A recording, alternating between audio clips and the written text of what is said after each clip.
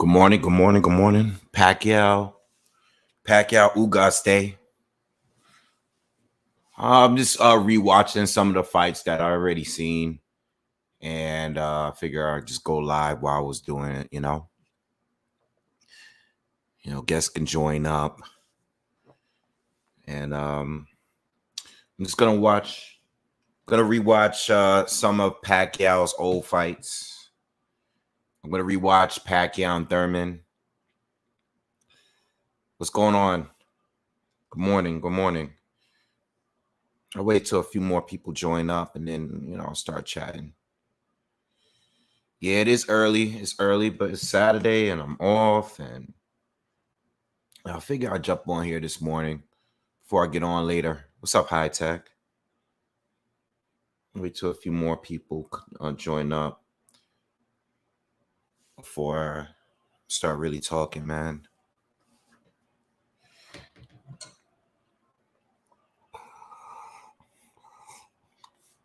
What's up, Jay? What's up, Arthur? KRL? Good morning.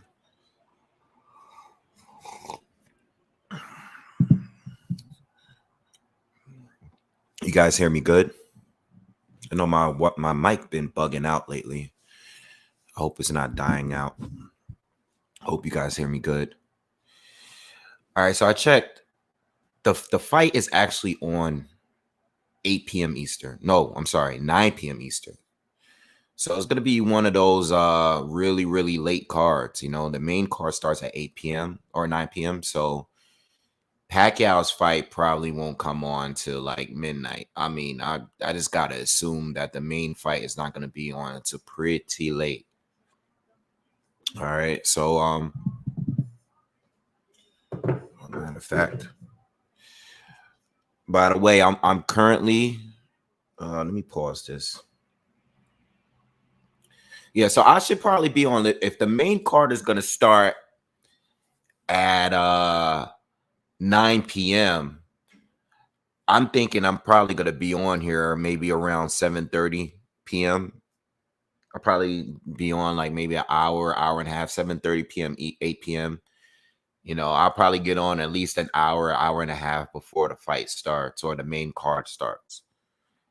All right. And then Pacquiao probably not coming out until, I mean, at least he's not coming out till at least 11:30. I just gotta assume it's probably going to be at least 11:30 at night before that fight, because you got 4 fights before that fight, or 3 fights before that fight. Yeah, I got Pac. But I don't think it's an easy fight, man. I think it's a fight he can lose. I think it's a fight that he can lose, If Father Time is definitely going to catch up with him tonight'll be the fight that he loses, But everyone's talking about Ugas's arm, his left arm. I don't know if you guys seen the weigh-in, but there's some pictures floating around. And I mean, if you've seen the weigh-in, you've seen his arm. Even the interview that he did before that, you can clearly see that there's some kind of bulge in his arm, like a really bad swelling. And everybody's assuming it's from some sort of injury. It's right in his bicep. So I don't know what's up with that. If he is injured, I mean, that's obviously going to play a role in this fight. But I don't really want to jump to conclusions, because whatever it is, and it's something, right? Whatever it is, it really depends on whether or not it's going to affect the fight. And that's the one question I have. I think, I've seen a lot of people kind of jumping the gun. They go into all these theories or what the injury is, because as far as I'm concerned, nothing has been said about this swelling on his arm from his camp. So I don't want to jump and assume that it's something. I remember the Luis Ortiz rematch against Wilder, where he had like that bulge in his knuckle, And a lot of us kind of jumped to conclusions thinking that it was something, and it really wasn't anything, you know. It was actually something that was there for a while. I just never seen it before. With all the fights that I've seen with Luis Ortiz, I never seen that bulge on his fist. And I mean, I made a video about it, and then it was like, oh, is Ortiz injured? And then come to find out, it was like nothing. It wasn't even anything, So um let me put the link in the chat if you guys want to tune in while I'm tuning in with the Keith Thurman fight. I mean, the Keith Thurman Manny Pacquiao fight is on it's on the PBC YouTube channel. All right. All right. So what are you guys saying? What's up with Ugas? Yeah, that's what I'm saying. I don't know what's up. Hopefully it's not going to be something that's going to affect the fight. That's my only thing. Whatever it is, and it's something, because as soon as he walked out for the weigh-in, I was like, what the hell is that on his arm? Like, what's up with his arm? It looked weird, It looked like he only worked out on one arm. All right. So High Tech says, am I the only one worried about Pac's brain? He's too old to be fighting, in my opinion. Yeah, I mean, for a guy, that's always going to be a concern with anybody. But I get what you're saying about him being too old and being a little concerned. But I think with boxing, there's guys that fought much older, and luckily, fortunately for him, he hasn't taken too many punches over the years.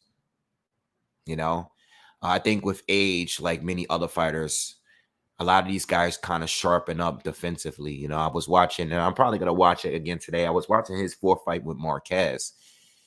And I mean, he was fighting Marquez like an animal, in that fight. I mean, he was really trying to get the knockout, and he was taking more punches in that fight than he had in like more his recent fights in that time. And since that fight, I think he's definitely developed defensively a lot more.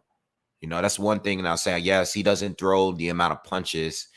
He doesn't have the killer instinct that he had before, but he's definitely developed defensively as a fighter. I'll just play this background. All right, so I'm watching. I just turned on the Keith Thurman fight. I'll let you know when I get to round one. If you guys want to tune in with me, you could. But I'm watching it from the PBC YouTube channel. And this was a good fight. I like to watch this fight because it was his very last fight, and it was against a top welterweight, a unified champion at the time. And it was a good fight, man. It was a good fight. The thing when I watch about this Thurman fight, let's get to the first round. The thing I noticed with this Thurman fight is that he was forced to just try to walk Pacquiao down. Like, he couldn't box with Pacquiao. So in the second half of this fight, he was just kind of like stationary, and he would just try to walk Pacquiao down. Luckily for him, Pacquiao slowed down at that point. See, that's the one thing that you got to be concerned about with this fight. How long is he going to fight at a high level, in this fight? How long can he do it? How long can he manage? Especially against Ugas, who's normally a pretty good pressure fighter. He's a very tactical pressure fighter. What's up, everyone that's joining us? Doom, Yvonne, Elson, Akira, Tomato, Venetius. What's up, everyone that's here? Who you guys got for the fight tonight? Who do you guys have? No, High Tech. He did not cut off his eyebrows. He has a disease where he lost all of the hair. He's actually been struggling. I forgot the name of the disease, but he basically had a flare up, and all of his hair, he lost all of his hair on his entire body. So his eyebrows, he's bald. He went from having a beard He always was like kind of like balding on the top. He completely lost his beard, his eyebrows, as you can see. And that's just a disease he's been, I believe he's been suffering for a while. But he recently had a flare up where all of the hair was just removed from his body. All right. But yeah, this watching this Keith Thurman fight, I personally believe in Ugas. If Ugas is 100%, let's just assume he's 100%. I don't want to. I don't want to dig too deep into about this arm. This swelling on his arm. I don't want to go too much into that unless it's some report that comes out that says something about him actually being injured. But I'm assuming if Ugas is at his best tonight, if it comes into the later round, if we go into the later rounds and Pac begins to slow down a little bit, right? And Ugas is the one that's coming forward. He's shooting his jab. He's still countering. He's going to the body. He's doing things. And Pacquiao is more stationary. Let's say Pacquiao is more stationary. I think, excuse me, that's the point where the fight could be a hell of a lot more competitive in Ugas' favor. That's what I'm thinking. It's not going to be like Keith Thurman. Keith Thurman is not really, that's not his style. Keith Thurman was trying to do it and he had some success, but he wouldn't have the success that Ugas had. Ugas is better at fighting out of that high guard and coming forward like that. He's better than Thurman at fighting that way. Thurman's a mover. He's a pot shotter. He's a better pot shotter.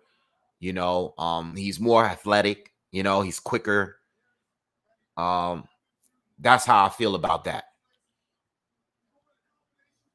Yeah, they just showed the replay of Pacquiao knocking down Thurman. That combination, he actually does it all the time.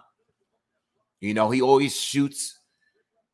He leads with that straight left and then follow with the straight right after it. And in that scenario, Keith Thurman was going straight backwards. And that's the thing with Pac, like that's really, it really throws these fighters off because he's short and he doesn't have long arms. And I think a lot of these fighters we going in the second round of Keith Thurman and Pac. If you're just joining us, I'm going into the second round now. That's the thing that kind of throws his opponents off, because you don't think he can reach you from that distance. And then the speed throws you off too. So if you're just going backwards and you're not stepping around Pac, you can get caught. That's the mistake that Keith Thurman made right there. Keith is sitting here. It's like he's learning on the job while he's fighting him. And I think that is going to happen with Ugas tonight. And I think that happens with a lot of fighters. I think, they prepare, but once they get in there, his quickness kind of throws them off a little bit. It takes a little while for them to adjust to the way that he's fighting. Pac is not normally coming out losing. He's coming out dominant, for the most part. There's only a few fights that I can think maybe where he didn't come out really dominant, because you got to adjust to his speed. You got to learn how he works. And then when Pac slows down a little bit, you can deal with him a little better.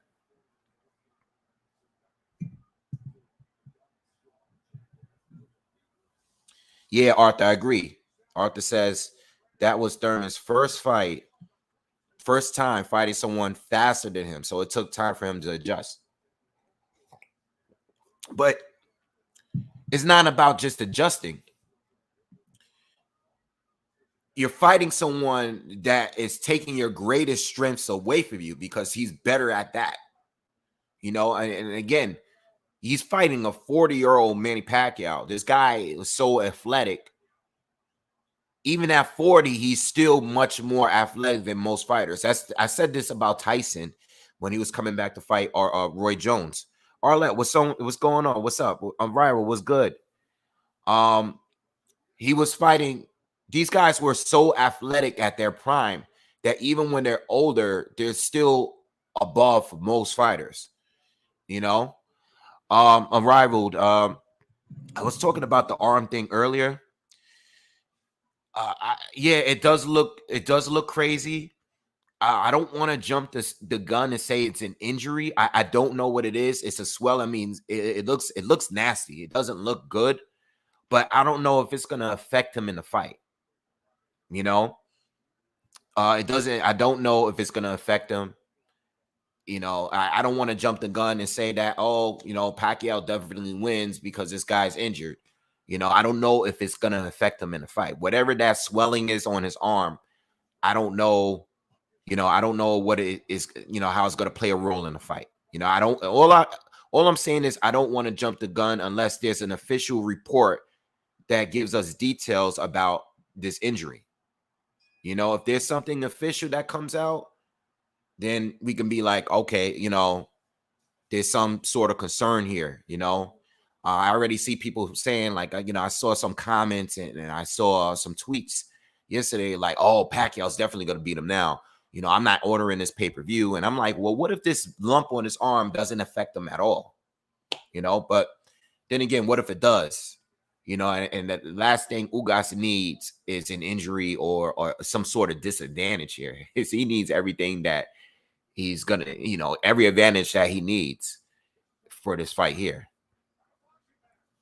What's up, Soccer Training Club? What's going on? It looks like either Sentinel or a torn bicep. Yeah, I know a lot of people are saying a torn bicep. A lot of people are saying that. It's going to be unfortunate because I think once that bell ring, we're going to notice right away what the injury is. If he's not the same. Been watching him all week, watching his fights all week, and we're going to notice if something's off with Ugas. And that sucks because we want everything to be fair. We don't want people taking the credibility away from whoever wins. If Pacquiao wins, we don't want to say, well, he fought Ugas who was injured. We don't want to go into that. But if he's in fact injured, we're gonna see it in the fight. Duke Golden, yeah. The weigh in, as soon as he walked out, you saw his arm. His arm looked like it had an extra muscle on top of it. Right away, you noticed it. Like, there's no way you can avoid that.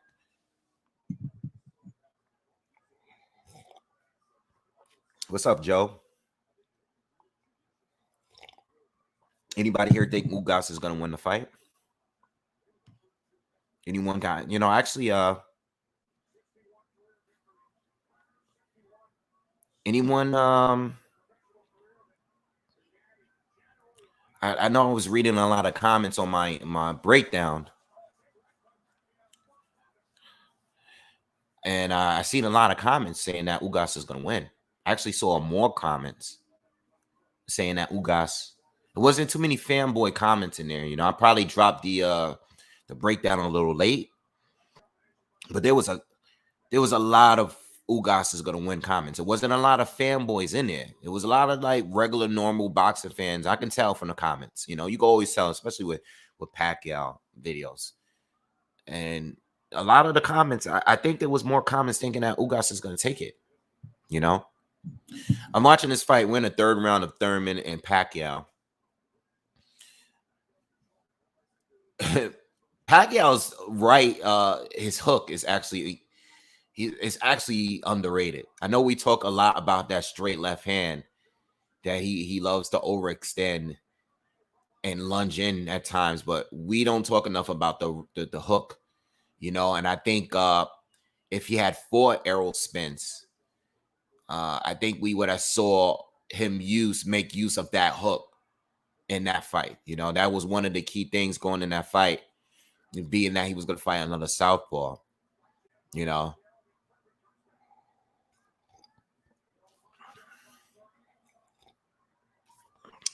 Thank you, Mark. Kano, what's up, brother? Got Ugas 40% chance. I have a little closer to you. I would give it 45% chance for Ugas to win. If his arm is fine, of course. Everybody's bringing up the arm thing. I think Ugas has a chance. You know, I think the Arrow fight was like 50-50 for me. But I think Ugas is pretty close too. I think Ugas has a good chance.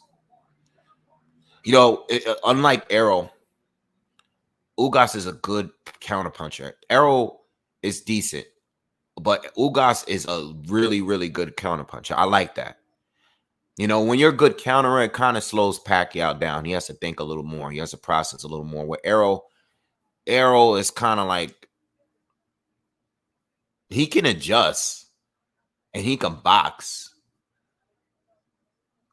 But I think Arrow is at his best when he's just applying pressure, you know?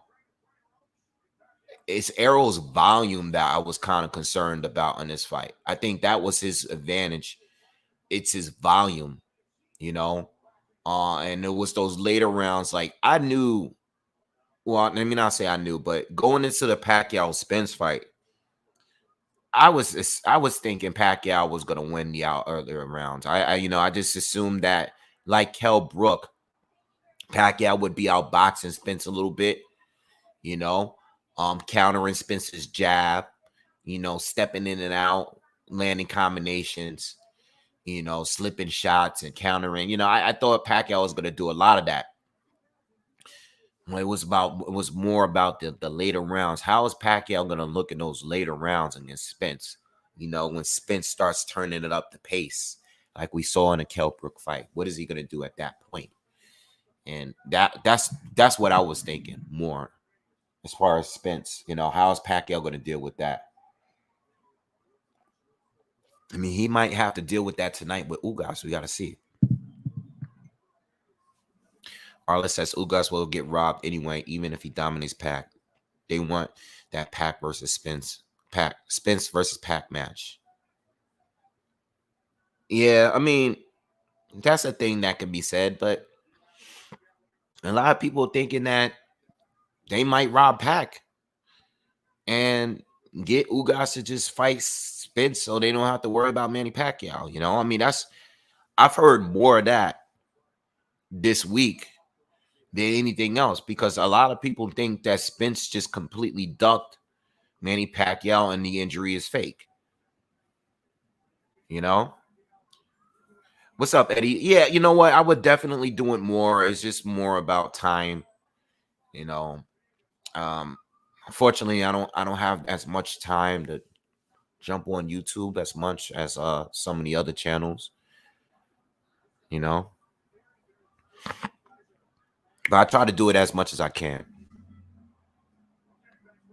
See, in this fight, I was watching this fight the other day. We're in the fourth round. We're closing out on the fourth round. This is when the fourth and fifth round is when Pacquiao was really beating Thurman up. Because look, if you go to this fight, and I'm watching it on the PBC YouTube channel, by the way. I'm gonna rewind this round. This fourth round is when the fourth and fifth round is when Pacquiao was really, really digging into Thurman. And this is what I was speaking on earlier. Thurman at this point is trying to box and match Pacquiao. He's trying to move. He's trying to set up his shots, but Pacquiao is overwhelming him. So Thurman switches, and he's just like, you know what? I'm just going to come straight forward because you're hitting me too much. So he guards up, and he starts to try to walk Pacquiao down, which is a no-no because now Thurman can't see what's going on, and Pacquiao is now just using all his angle and saying pap, pap, pap, and stepping around him and turning Thurman, and Thurman doesn't know what to do. He's getting hit to the body. Pacquiao's landing shots around the guard, and Thurman is not good at fighting that way. And this is what I was trying to say in a breakdown, that Ugas that's all he does. He fights out of that high guard, and he knows how to deal with the distance better. You know, he knows how to use his feet. Thurman is walking straight like this. He's just marching. Whereas Ugas is going to, you know, step back, step in. This is what I was saying about the footwork of Ugas. Yes, he's very flat-footed, but he knows how to, he has good footwork with his style. You know, where Thurman here, he was forced to fight in that way, not because he wanted to, it's because he couldn't deal with Pacquiao's speed. and his volume. You couldn't deal with it here. You know, so if you're watching this fourth round here, you see exactly what I'm talking about. Thurman just marches forward, and Pacquiao is just boop, boop, boop, boop, stepping around him and just throwing combination. And Thurman's getting hit in all over the place. He's getting hit in the body. He's getting hit up top, and he doesn't know what to do. And he doesn't have the feet for it. You know, Ugas is better at fighting that style. He's gonna know what to do in those situations. Now, he still probably might get overwhelmed because he's never fought Manny Pacquiao before. These southpaws that he fought, and I'm gonna put the fights on later. These fighters that he fought, like Ray Vargas, who's it? Bryant, was it Formella or whatever his name is? I can't remember his name, but those guys aren't Manny Pacquiao. You know, they weren't nearly as aggressive, as fast, yada, yada, yada. So he might get overwhelmed tonight too. But, you know, Thurman here in this fight, he didn't know what to really do. You know, he didn't really know it. He's lucky that Pacquiao slowed down, you know, because if he didn't, I think he might have got stopped in this fight. You know, I thought in this, maybe not this fourth round, but I think the fifth round is when Thurman started taking a really, really hard shots. And that's when I was like, damn, you know, all right, this fourth round is when he was bleeding. You know, the end of this fourth round is when he started bleeding from the nose. And in the fifth round, that's when he started to really, really take a lot of damage. You know, but Pacquiao, I think after the sixth round, maybe, I think he started to slow down a bit and he started to take more hits from Thurman. What's up, everyone that's coming in, man? Rebel Life, what's up, bro? What's good?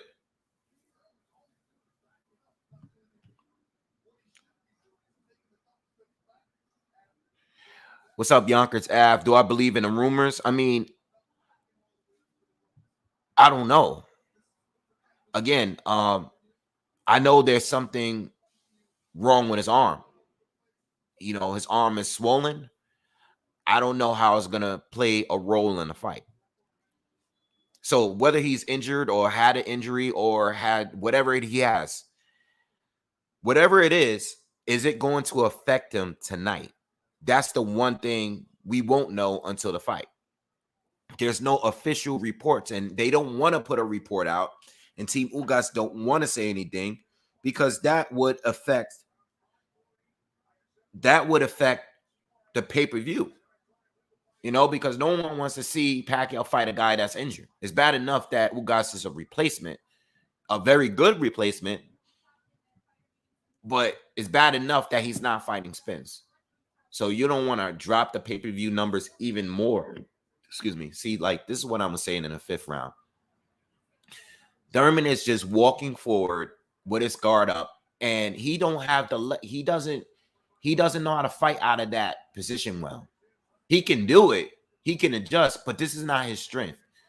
So he's just coming forward, and he's doing, you know, right now in this portion of the round, early in the round, he's being aggressive with Pacquiao. He's throwing a lot of punches.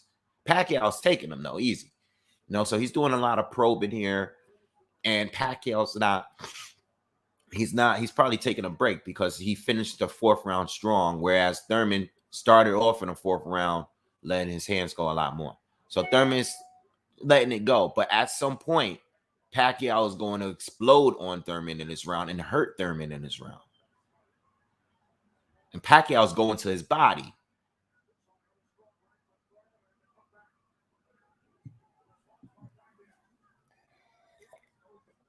See, one thing about Thurman as well, too,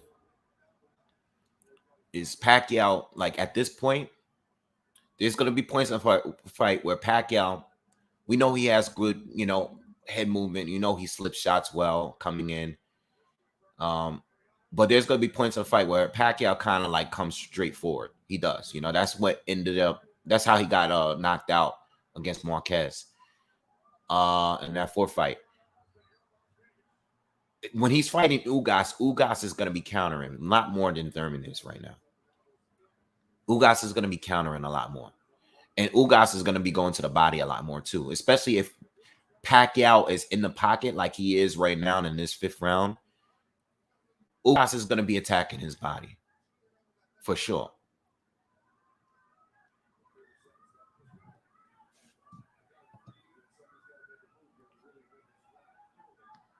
Harry, what's up, man? Smash that, everyone that's here, definitely smash that like button, man.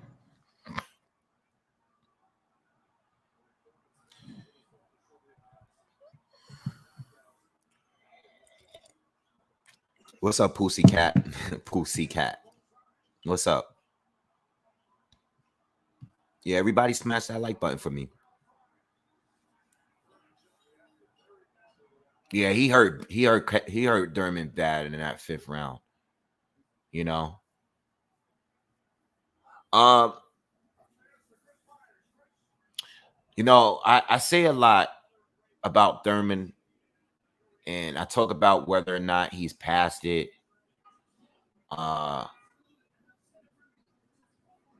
I was looking at some of Thurman and Sean Porter the other day, just to randomly like check and compare him to the Sean Porter fight, where I felt like he was at his peak, you know. And I believe even before that, he was injured before that. But as I'm watching this, I don't think, I think maybe Thurman wasn't at his absolute prime, but wherever he was in this fight, I don't think he was far off, because Thurman was still doing the same things I've seen Thurman do for years, you know. I mean, I even watched some of the Diego Chavez fight, and Thurman was still doing a lot of the same things he was doing for against him. It was working for him, but when I watch a Diego Chavez fight, like if you tune in and yes, I'm doing commentary tonight. I should be here around 7:30. Look for me around 7:30 p.m. later, because the main card starts at 9. So I'll probably get on here early and chop it up a bit with you guys. All right. Before the fight starts, like I normally do. When I was watching the Diego Chavez fight, I saw Thurman still making a lot of mistakes. Yes, he won the fight. Yes, he got the knockout, and it was a very good fight. Diego Chavez at that time was a knockout artist, not fighting the same level of guys as Keith Thurman. But Diego Chavez was a very good counterpuncher, and he was a respectable one.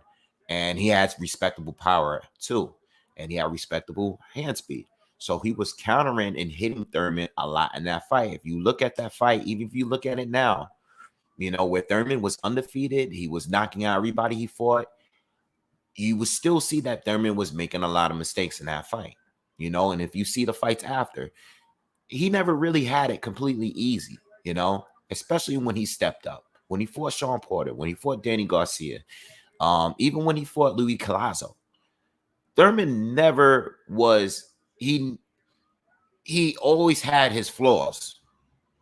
So when we say like, okay, he wasn't his prime, yes, he was inactive, leading up to Josecito Lopez fight. He's inactive there now again. He still always had his flaws, Uh, so I think, I say all that just to say that, like, even with this loss to Pacquiao, with this loss, I still saw a lot of the same Keith Thurman that I was used to seeing. I mean, whatever, if he is past it, he's not that far off from it. I think Pacquiao was just on a different level. And I picked Pacquiao to win this fight with confidence. I was confident that Pacquiao, by the time I finished doing all the film study that I did, I was very confident that Pacquiao was going to beat him. Very, very confident.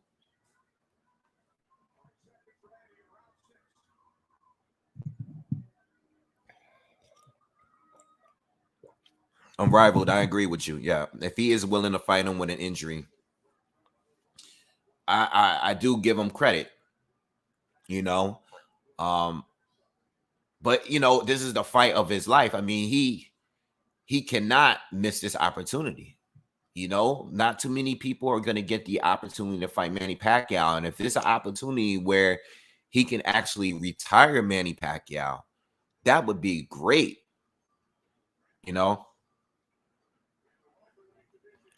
Yeah, yeah. No, the StreamYard link is for anyone to join. Join up. Join up. That's for anyone to join. If you guys want to join up, it's an open video today.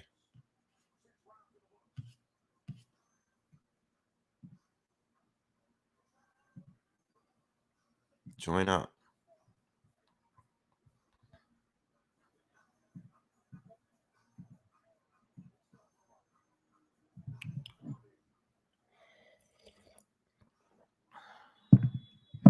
Jonathan, what's up, man? What's going on? What's up, Lil Noosh? What's good?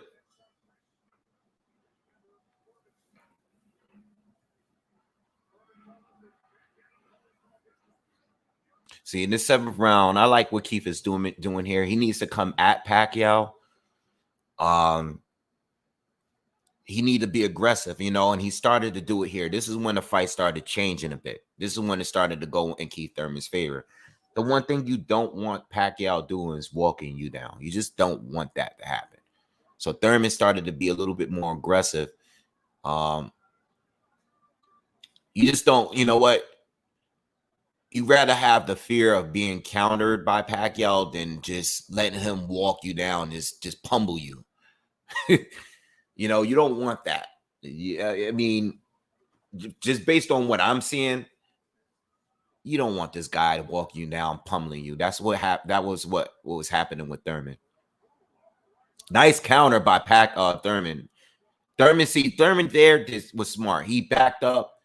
He took a step back and landed a right hand on Pacquiao. This is when Pacquiao started getting hit a lot. Thurman started to box a little bit more. See, Pacquiao started getting. This is what I'm worried about with this fight tonight. When Pacquiao slows down, he's getting hit more. He's getting hit more. He's not moving his head. He's standing right in front of Thurman, and now he's available to get hit. You know, Thurman's popping jabs.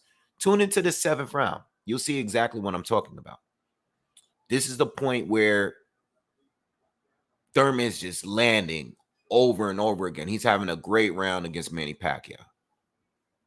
You know? And I know, you know, I don't, you know, ooh, wow. Nice combination by Thurman again. Thurman's just, he's going on. This is his best round. This is the first round where he's clearly beating Manny Pacquiao. Clear. Like, this is all him. And this is one of the most dominant rounds in the fight here. This 7th round.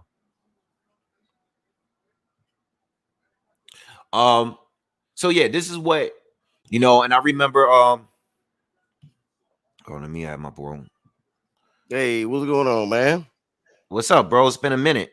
How It's you been a minute, man. I've been doing all right, man. How about you, man? Because I ain't seen you post a whole lot lately. Yeah, it's time, you know, busy with work and stuff, man. Yeah. You know, but you know, I had to jump on this last couple weeks, get this fight going, man. Well, I thought we was gonna get the Spence fight, but yeah, you know, but I mean, you know, everything's good, man. How about you? Oh, been active? Good. Yeah, I haven't been posting as much either, man. You know what I mean? Like, you know, I got a lot, you know, we both got a life, you know what I mean? So, you know, I'm gonna take care of that first before I get on YouTube and stuff like that. The 40% I want to kind of explain, man. I think it's logical 45%. I'm not even putting the quote unquote injury in question because since we don't know the complete facts of it. I hate to jump to a conclusion on something we don't have the paperwork in front of us. You know, I think Ugas is very underrated. I think his style actually meshes better with Pacquiao than Spence. He's got longer hands. And you notice how when Pacquiao ducks in and jumps in and out, it is hard to hit Pacquiao unless you got long hands. If you go back and look at Ugas, the way he throws them uppercuts, he throws them from so far down here. I think that may be a punch that he can utilize. And if he finds a home for it, he could have a lot of success in this fight. Right. You know, he can also time Pacquiao jumping in and out the way he jumps in and maybe catch him with a straight right. So there's a lot of, or an uppercut. Yeah, that's a punch that I seen him throw against Omar Figueroa. Omar, you know, he comes in and doing all that, and went boom. This dude came in, and I'm like, yo, Pacquiao gotta watch out. That'll be the punch. That'll be it. And you see how far down he comes with it because of Yeah. them long hands he has. Not every fighter that faces Pacquiao has long hands like that to be able to throw that uppercut from down that far to be able to land. They got uppercuts, but they don't. They throw them shorter, and they can't get underneath him with that. So that's the chance I give him. Now I am in agreement with what somebody said on there because my prediction was it is going to sound crazy, but I mean it's very plausible. I believe Ugas will win, but lose on the cards. Just like if it's really close, similar to maybe like the debate that people had with Porter and Ugas. It could be that type of a close fight where they can have questions. And if there's going to be a question in it, you know they're going to give Pacquiao's going to get the nod, man. Right. That's just part of the game, though. It is. It is what it is. You know, happened with Ugas and Porter. You know, I mean, it is what it is. At the end of the day, they're looking down the line. You know, we can still use Pac for another big fight, which is the Spence fight. You know, yeah. Hopefully he's good though. Hopefully he's really good because this retina thing, I don't know. I know a lot of people don't think it's real. I think it's real. You know, unless there's, you know, I just think it's real. You know, and I think this is something that can really affect them long term. You know, or short term. Shit. The paperwork was actually shown, so it really was. Yeah, you know, it really did happen, and it was. I wouldn't have even done. I wouldn't have even done that. You know, he's better than me. I'm like, I'm not doing it. I don't need to. I'm not showing you my paperwork. Are you crazy? Right. Well, you know how he is, man. I don't know why Spence gets a lot of hate because everything he said, he's never lied about. That's the thing. One thing, whether you like him, hate him, love him, whatever, he's always been straightforward with what he says. He's never led anybody wrong and lied to anybody. As far as boxing goes, of course, in life, people are gonna make mistakes and say things that they shouldn't have said. But as far as his boxing, he's never really steered anybody wrong. So doesn't talk bad about any boxer that I've ever heard. When they ask him about other fighters, he always wish them the best and all of that. So I think what I was thinking is in this situation here, if he really did duck Pac, right? I'm trying to understand how was it beneficial for him to duck Manny Pacquiao? You kind of fight into this moment. And plus, if you want fights with guys like Canelo, that would be the fight to have, the win to have on your resume to say, like, okay, maybe Canelo will come back down to 160 and we could get it on in Texas, do a major pay-per-view. If Canelo's going to ever be interested in fighting Spence, that would be the fight that would do it. So what I'm saying is, like, how was it beneficial? You've been pushing to get this fight all this time just to back out because of I guess the logic of these people is because of this sparring video that came out where he was getting hit. And I'm like, yeah, but he's supposed to get hit. He's supposed to get roughed up. He's supposed to have issues in sparring. This guy is preparing him to fight Manny Pacquiao. So I didn't understand the logic of him ducking Pac now. Why duck him now?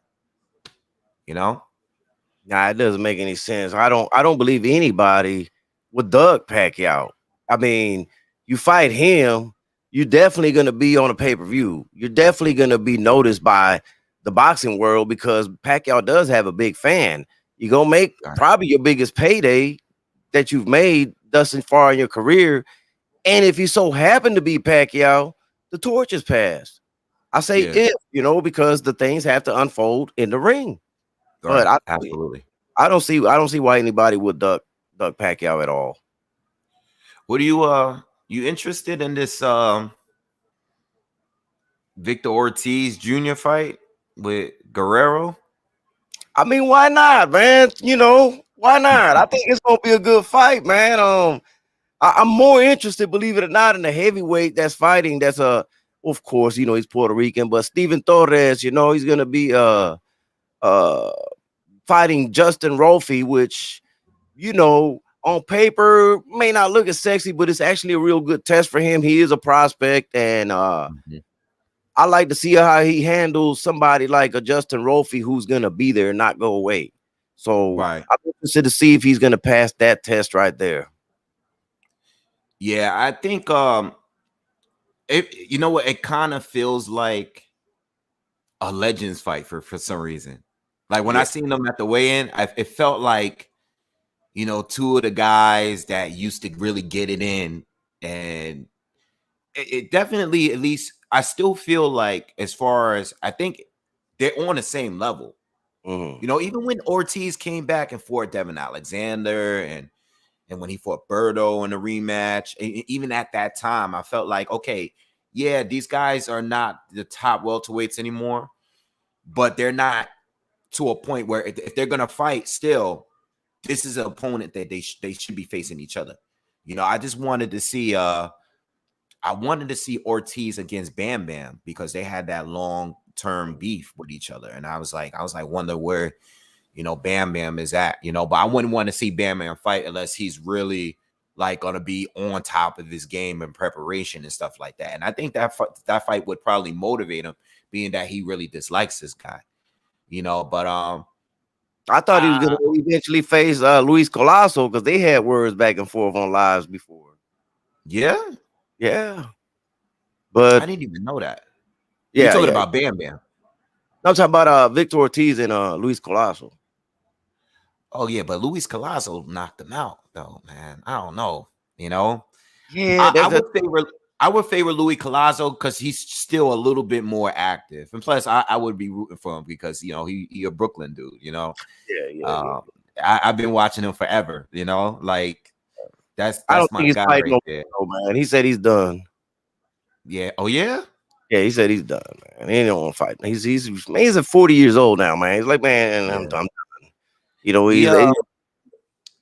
that was the first fight I took my dad to, the Ortiz and Colasso fight. That was the first time. And Gary Russell Jr. was on that card too, here in Barclays. That's when they first started having fights in the Barclays. And that was the first fight that I actually took my dad to see. I'll never forget that fight. It was great. It was crazy to see him knock out Ortiz in Brooklyn like that. You know, it was just super random. Like I don't even think I predicted Ortiz to win that fight. Yeah. I like his career, man. I know somebody in there saying, you know, he's trashy and stuff like that, but I don't think a lot of people know his career. Like he never a couple times. That and he's always took fights on short notice. He was one of those fighters that didn't have the benefit of having great people behind him to where he will set up fights with appropriate time. He was always the type of fighter that was waiting by the phone, always filling in, always coming in on 2 weeks, 1 week, you know, and that's how he made his career. So looking at his career, knowing all of that, I think he did well for himself, man. I mean, he fed his family, man, and it is what it is, man. He's doing, you know, he did what he had to do. Everybody that boxes doesn't have to be like this world champion that's been in, you know, world champion and defending champion. And you don't have to be an undefeated fighter to have success, man. It's just like going to a job, you know. If you're able to do enough to make your family comfortable, man, you was a success. And he did hold a title at one point. So, right. You know, when you look at it from that perspective, no, he's not a Hall of Famer. Obviously not. But he did what he had to do to feed his family. And I tip my hat off to him, man. He did what he had to do. Tanjo, what's up, bro? You there? What's going on? Yeah, I'm here. What's going on? What do you think? Who you got for the fight tonight? Who do I got? Well, to be honest, if I had it my own way, I would sit on the fence because, to be honest, I have no idea. The circumstances of the fight are bizarre and unique, to be honest. An older guy, 2 years out the ring, in Manny Pacquiao, coming off a tough fight too against Ugas, who, while he's good and proven he can compete on the top levels, he's also shown a bit of vulnerability. And we saw in his last fight, he is 35 himself and has been out the ring for over a year. He last fought against Ramos, looked good, but did get rocked. I thought he fought twice last year though. He did. He fought against Mike Dallas earlier on that year too. Yeah, he also and fought he on the fought same Ramos card late. as and he also fought on the same card as Pacquiao Thurman against Omar Figueroa. So he's been definitely a bit more active and a bit more fresh. He has Ismail Salas in his corner, and for those of you guys who don't know, Salas trained Bunsai Singsarat to beat Manny Pacquiao at flyweight. So maybe there's a bit of experience there. And Manny Pacquiao, if there's anybody that Ugas has probably watched the most of in terms of welterweight currently, it's probably Manny Pacquiao. So I definitely give him a chance. But if I had to come up with a prediction gun to my head, I'll go Pacquiao split decision. It goes similarly to the Thurman fight. Ugas, I think, will struggle a bit with his hand speed. I think he could get floored once and he can be hurt. Against Abel Ramos, he was hurt. Against Jamal James, he was hurt. He lost to Emmanuel Reyes and also Amir Imam. He was hurt by Thomas Delorme, dropped by him, actually.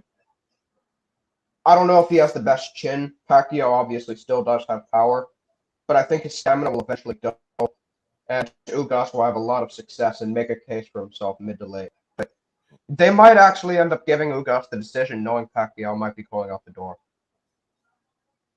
See, that's what we were just talking about. We were just talking about this. There's a lot of people that feel like if the fight is close, they're gonna give it to Pacquiao. Then there's the other end where people feel that they're gonna give it to Ugas because Pacquiao's on his way out, and they just would want to keep everything in house with the PBC. So that's the thing, which no one really knows. Right. I guess we won't know until the fight is over, and depending how close the fight is, I hope the judges do the right thing. Based on what the judges been doing lately, it's always that one judge that loves 117, 111. We keep getting those 117, 111 cards. Yeah. So I really don't know. I'm just trying to, with everything that goes on with boxing, I try to stay to a point where I want to still cover the fight as if it's going to be fair. I don't want to get too far off the edge, even though if it's consistent. I just try to stick to even with this arm injury thing. I don't know. There's already people that's saying yo, Ugas is definitely going to lose now because he has some sort of injury on his bicep, yada, yada, yada. I try to stick to what I actually know. Quick question, though. Quick question. The fights at 140 that Ugas lost, in my breakdown, I brought up a lot about him losing to these guys at 140. I felt like Ugas has done better as a welterweight, has beaten better guys, fought better fighters at 147 than he did at 140. Do you guys think that played a role in his losses? Did you watch the Amir Imam fight? Did you notice a difference in his fight back then? Like I did. I feel like those fights that he lost at 140, I don't think he looked that strong. I don't think I think that, I think people look at those losses, and if you look at those losses, but you look at the wins at 147, I personally believe that a lot of those fights he was drained in. I think that I see it with my own eyes. There was a difference in that guy at 140 than the guy we've been seeing in the past 5 years. What do you guys think? I think so too. One thing I will say, and he got hurt quite a bit at 140. At 147, I do think the extra weight and the extra hydration will help him out a bit. In terms of him getting stopped, a lot of people think Pacquiao's going to ice him. Abel Ramos, people underestimate him as a puncher. Abel Ramos is another guy who competed at 140. He dropped Ivan Bredzik like 2 or 3 times. Right. Ramos knocked out Brian Perella, and what did Perella just do? He just drew with Tony Harrison. Yeah. That he guy won that fight himself. Yeah. So, in terms of the effect it's had moving up to 147, in fact, in weigh-ins, actually, looking at how he's looked at 147, he's looked rather filled out, if not a little bit dry, actually, at 147. Even at the weigh-in, actually, what I saw, maybe it's his shaved eyebrows, I don't know, but looking at how defined his cheekbones are, especially, you can definitely see even 147 is taking a little bit of toll on Ugas. So I think that's a fair point. Yeah. Yeah. Rival, what's up, bro? You there? Yeah, I am. God bless. How are you today? How are What's you? up, Can you bro? hear me okay? Yeah. You sound great. Awesome. What was the question? Because I got in just as it was being asked. So I was saying about Ugas and his losses down at 140. And yeah. I was asking do you feel like there's a difference between him down at 140 from what he is today? Like, as far as the three losses, not the Sean Porter loss, but his last loss, I believe, was the last loss was at 2014 against Amir Imam, I believe. So I was asking did you notice a difference between his losses back then and him now? Oh, absolutely.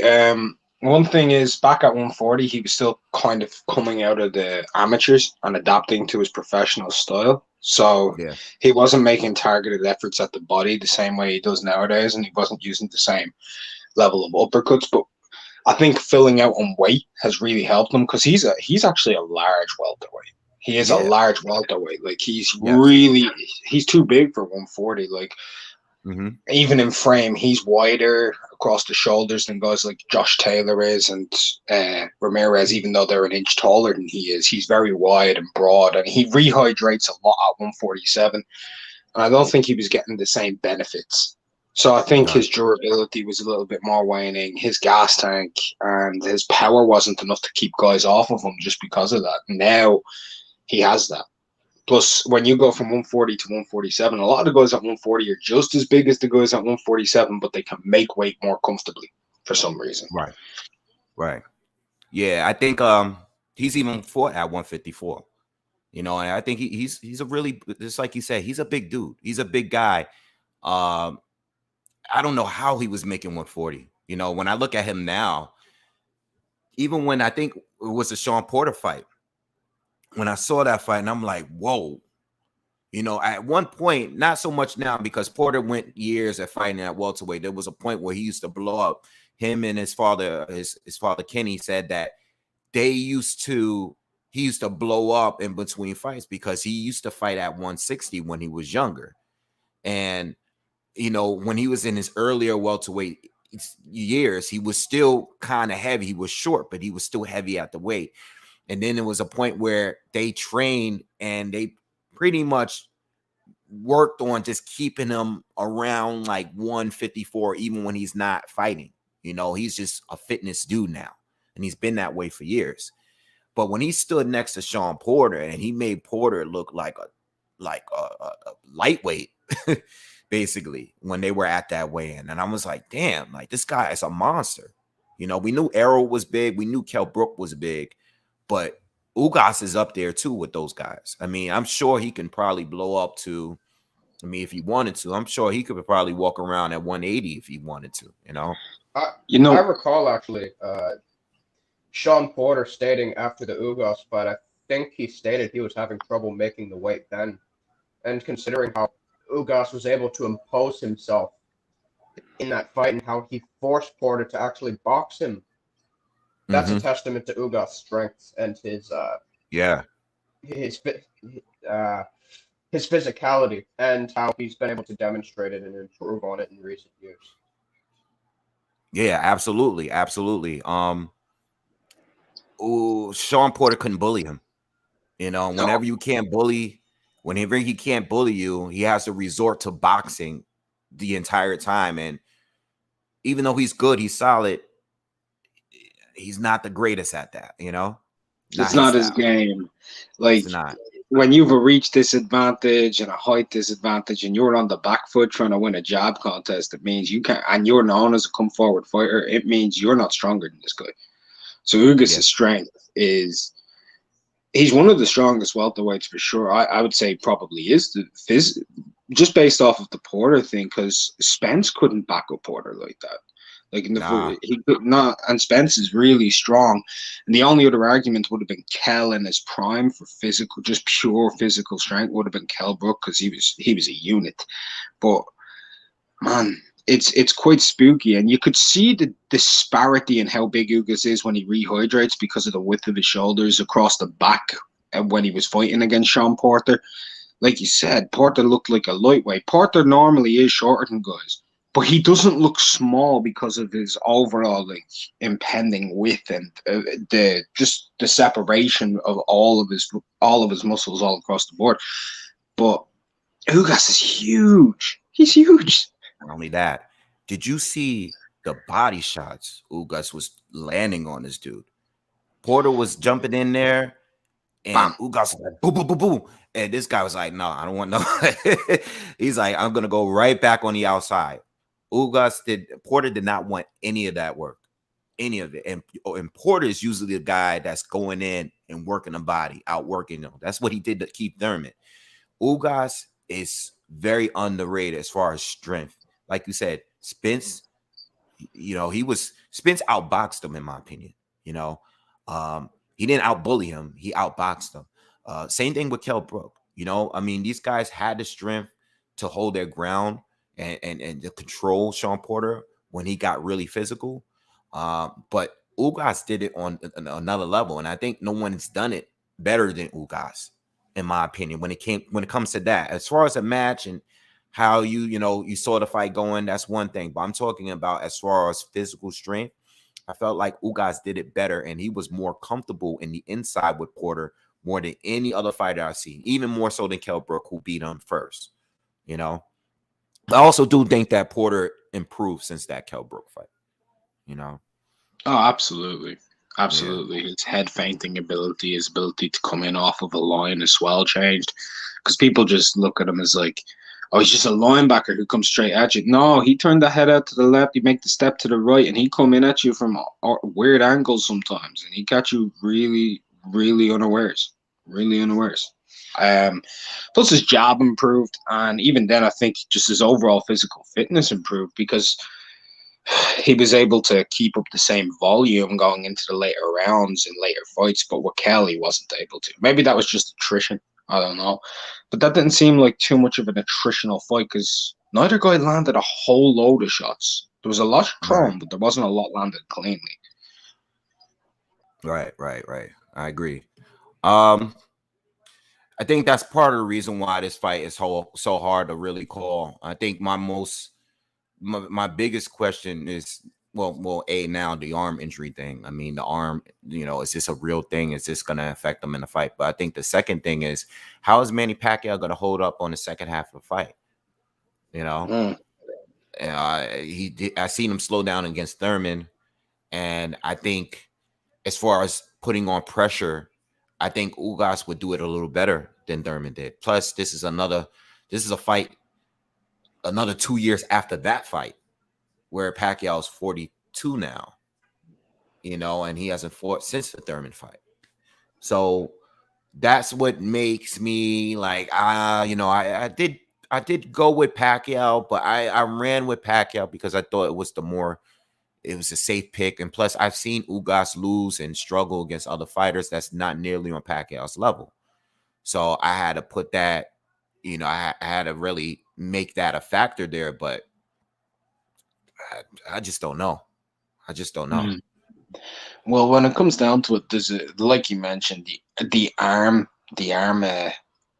theory that's going around. I'm calling it a theory at the moment because I've seen the pictures, I've seen them at the press conference, but I'm not too sure. Like I don't have any like tangible proof. It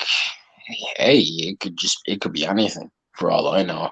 It could be anything. A deficiency in hormones. It could be a blockade of calcium. It could be synthol. It could be a bicep tear. Who knows what it is? But when I look at the overall thing, one, the later rounds, like you suggested with Pacquiao, I did see Ugas slow down in the later rounds against Abel Ramos, and he got caught cleanly in there too. So, and he is a big boy, and Pacquiao will give him a lot to a lot to think about, and he'll land quite a lot of clean shots in those first 6 rounds. He will. So how will he take those punches, Pacquiao, coming from different angles that maybe he's not seen before? With a southpaw who's so much shorter than him, but knows how to get in and out and dictate the pace at mid-range better than nearly any fighter I've ever seen. Mm-hmm. Then the other question comes in, like with Pacquiao, right? Those later rounds. Now, is Pacquiao even on his level anymore after this, on the Thurman level that he fought at? We haven't seen him in 2 years. He looks in physically great shape, but he's been in physically great shape his whole career. He's been in that he stay ready, don't gotta get ready. The man can't even get to 160 pounds, so he doesn't have a lot to do to make weight and to keep his weight on. And there's that block of muscle that's been there for so long, it's not going to go. So even if he does get to what we'd call his out of shape standard, he'd be back in shape within a month. So we don't know. We really don't know. There's a lot to placate on it. I'm going with Pacquiao, and I'm going with him by stoppage because I'm falling for the rumors of the arm. Just because of the weigh-in, he never straightened down his left arm the entire time. It was never fully straight.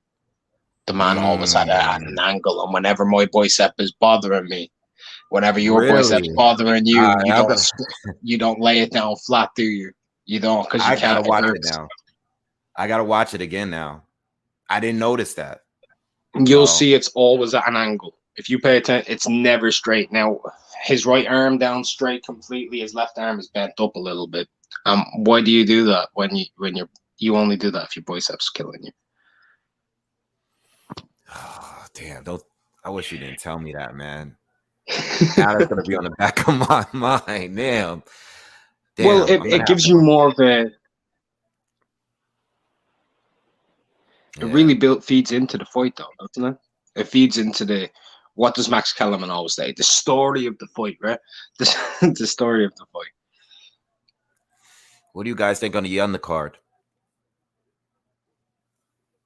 I'm looking forward to Magsayo Seiha. I'm looking forward to that. I think that's a good test for Magsayo. I think Seiha could chin him. Yeah. What do you think? I also think that I pretty much back him up in regards to that fight. But Oscar Escandón versus Carlos Castro is a good test for Castro, who's been moved relatively slowly throughout his career. It's a bit of a safe step up because Escandón is a few years past his best, no doubt. But I do like the fight. I think it's pretty good. It was actually moved from the David Benavidez versus Jose Uzcategui undercard to the Pacquiao fight in wake of that card getting scrapped. So, yeah that fight was supposed to be next week, right? Or the week after? I know it was supposed to be the end of the month. Yes, it was supposed to be next week, August the 28th. Then Robert Guerrero versus Victor Ortiz. I mean, a lot of people don't like it, but it could be a good fight. I mean, we've seen two washed-up fighters, get in the ring and put on some good fights. I mean, we saw Monty Barrett and David Tua go to war later on in their careers, and in this case, neither guy really has that much of a chin, so we could see some. We could see someone getting chinned. We could see a brutal knockout here, especially if Ortiz can get something off. But yeah, it's a strange fight. Bit of a pointless fight at that, but I am kind of looking forward to it, to be honest. I think it's funny. I think the fight's really funny to me, just because the ghost of Guerrero is taking on a man who hasn't fought in 3 years and is known to quit and has been out of shape and had all different types of emotional issues. We seen Victor Ortiz only a few months ago looking like he was 180 pounds. He looked really big. Really, really big. It ain't going the distance. If it goes the distance, I'll be so surprised. Did you see It's going to be a 12-round chess match. Is it a 10-rounder or a 12-rounder? I don't know. I don't care. No. Did you see the weigh-in? Did you see Ortiz's face? He looked badly drained. Like his face his bone structure was all over his face. I'm picking the ghost, man. But it, like I said earlier, let's go. I said to Kano earlier, it feels. I'm not mad at the fight. it feels like a legends fight to me. I mean, they're not legends, but you know, it gives me that same vibe when older guys come back and they're not like, yeah, they're washed up, but they're not like way too past it. You know, like when I heard about Cotto and Marquez, like that's a real legends fight. But this fight gives me that same vibe. I mean, even though they haven't been inactive for that long, it still feels like, you know what? I mean, if the both of them are going to come back and fight someone, it should be each other. You know, Guerrero, Ortiz, I'm fine with it. It just feels like a Triller type of fight, though. Oh yeah, you know? Yeah, it definitely does. Yeah. Do you know what really surprised me? Like really, really surprised me? Victor Ortiz is younger than Ugas. That actually blew my mind. You know what? Ortiz was really, really young. When he fought Maidana, how old was he? He had to be like... That would have been... He had to be like 22, 23. Yeah, around then. Yeah. Yeah.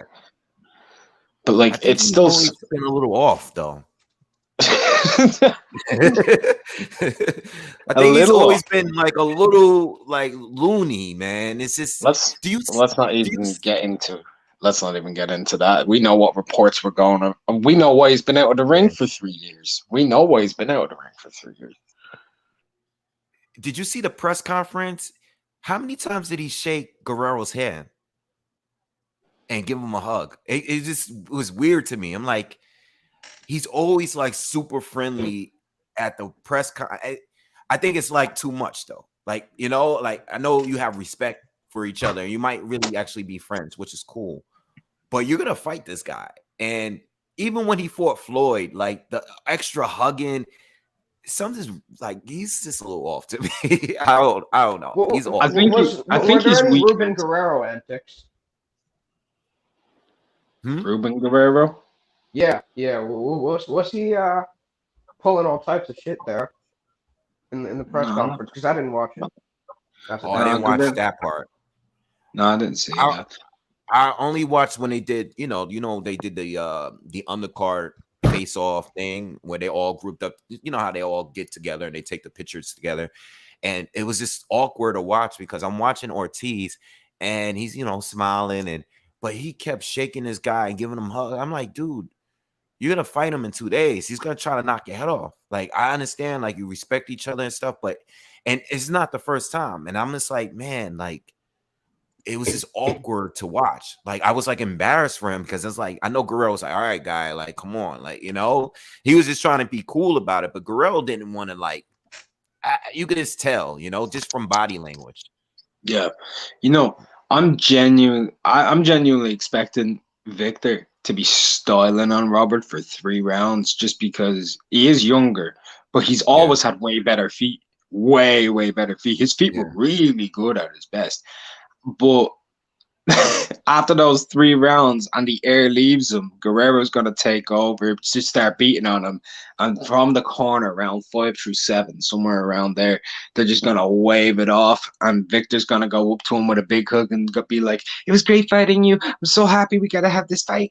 Like, I'm looking forward to it, man. I think it's going to be funny. It's just going to be really funny to watch. And you're right. You've hit the nail on the head. It is a Triller thing. But I think the PBC, like Showtime have shown they want to do the Triller stuff with the polls. And I think Fox may want to do that too. So don't be surprised if they're getting into that market. Yeah, it's money there. What do you guys think of the Maxayo Seja fight? It's a good fight. I think that's a really good fight. I think that's the best one. Yeah, I think it's going to be the fight of the card because I think Castro is going to whoop up on Escandon. If this was 4 years ago with Escandon, that'd be more interesting. But Seja, he can bang, he can fight in the pocket. Maxayo defensively can be very irresponsible and he lunges in a lot. He's trying to duplicate Manny so much that he might walk into something. Yeah, and you don't want to do that with Seja. He's a good puncher. But I think that'll be really good. I also think Seja will get inside at times and start dominating on Maxayo, but I think Maxayo may do enough to get through and get a win on points. But whether by hook or by crook, if you know what I mean, I'm not too sure on that one. But I think this is gonna be a really close fight. If Magsayo don't get him, Seiha's respect, of course. I will just state though, Seiha has been out of the ring for nearly 2 years. The last time he fought was in November 2019 on the Wilder Ortiz 2 undercard, where he actually performed well and arguably beat Brandon Figueroa. But this time he's moving up in weight and he's been out of the ring for a long time. So who knows if he might start off a bit slow because he is a pretty quick starter.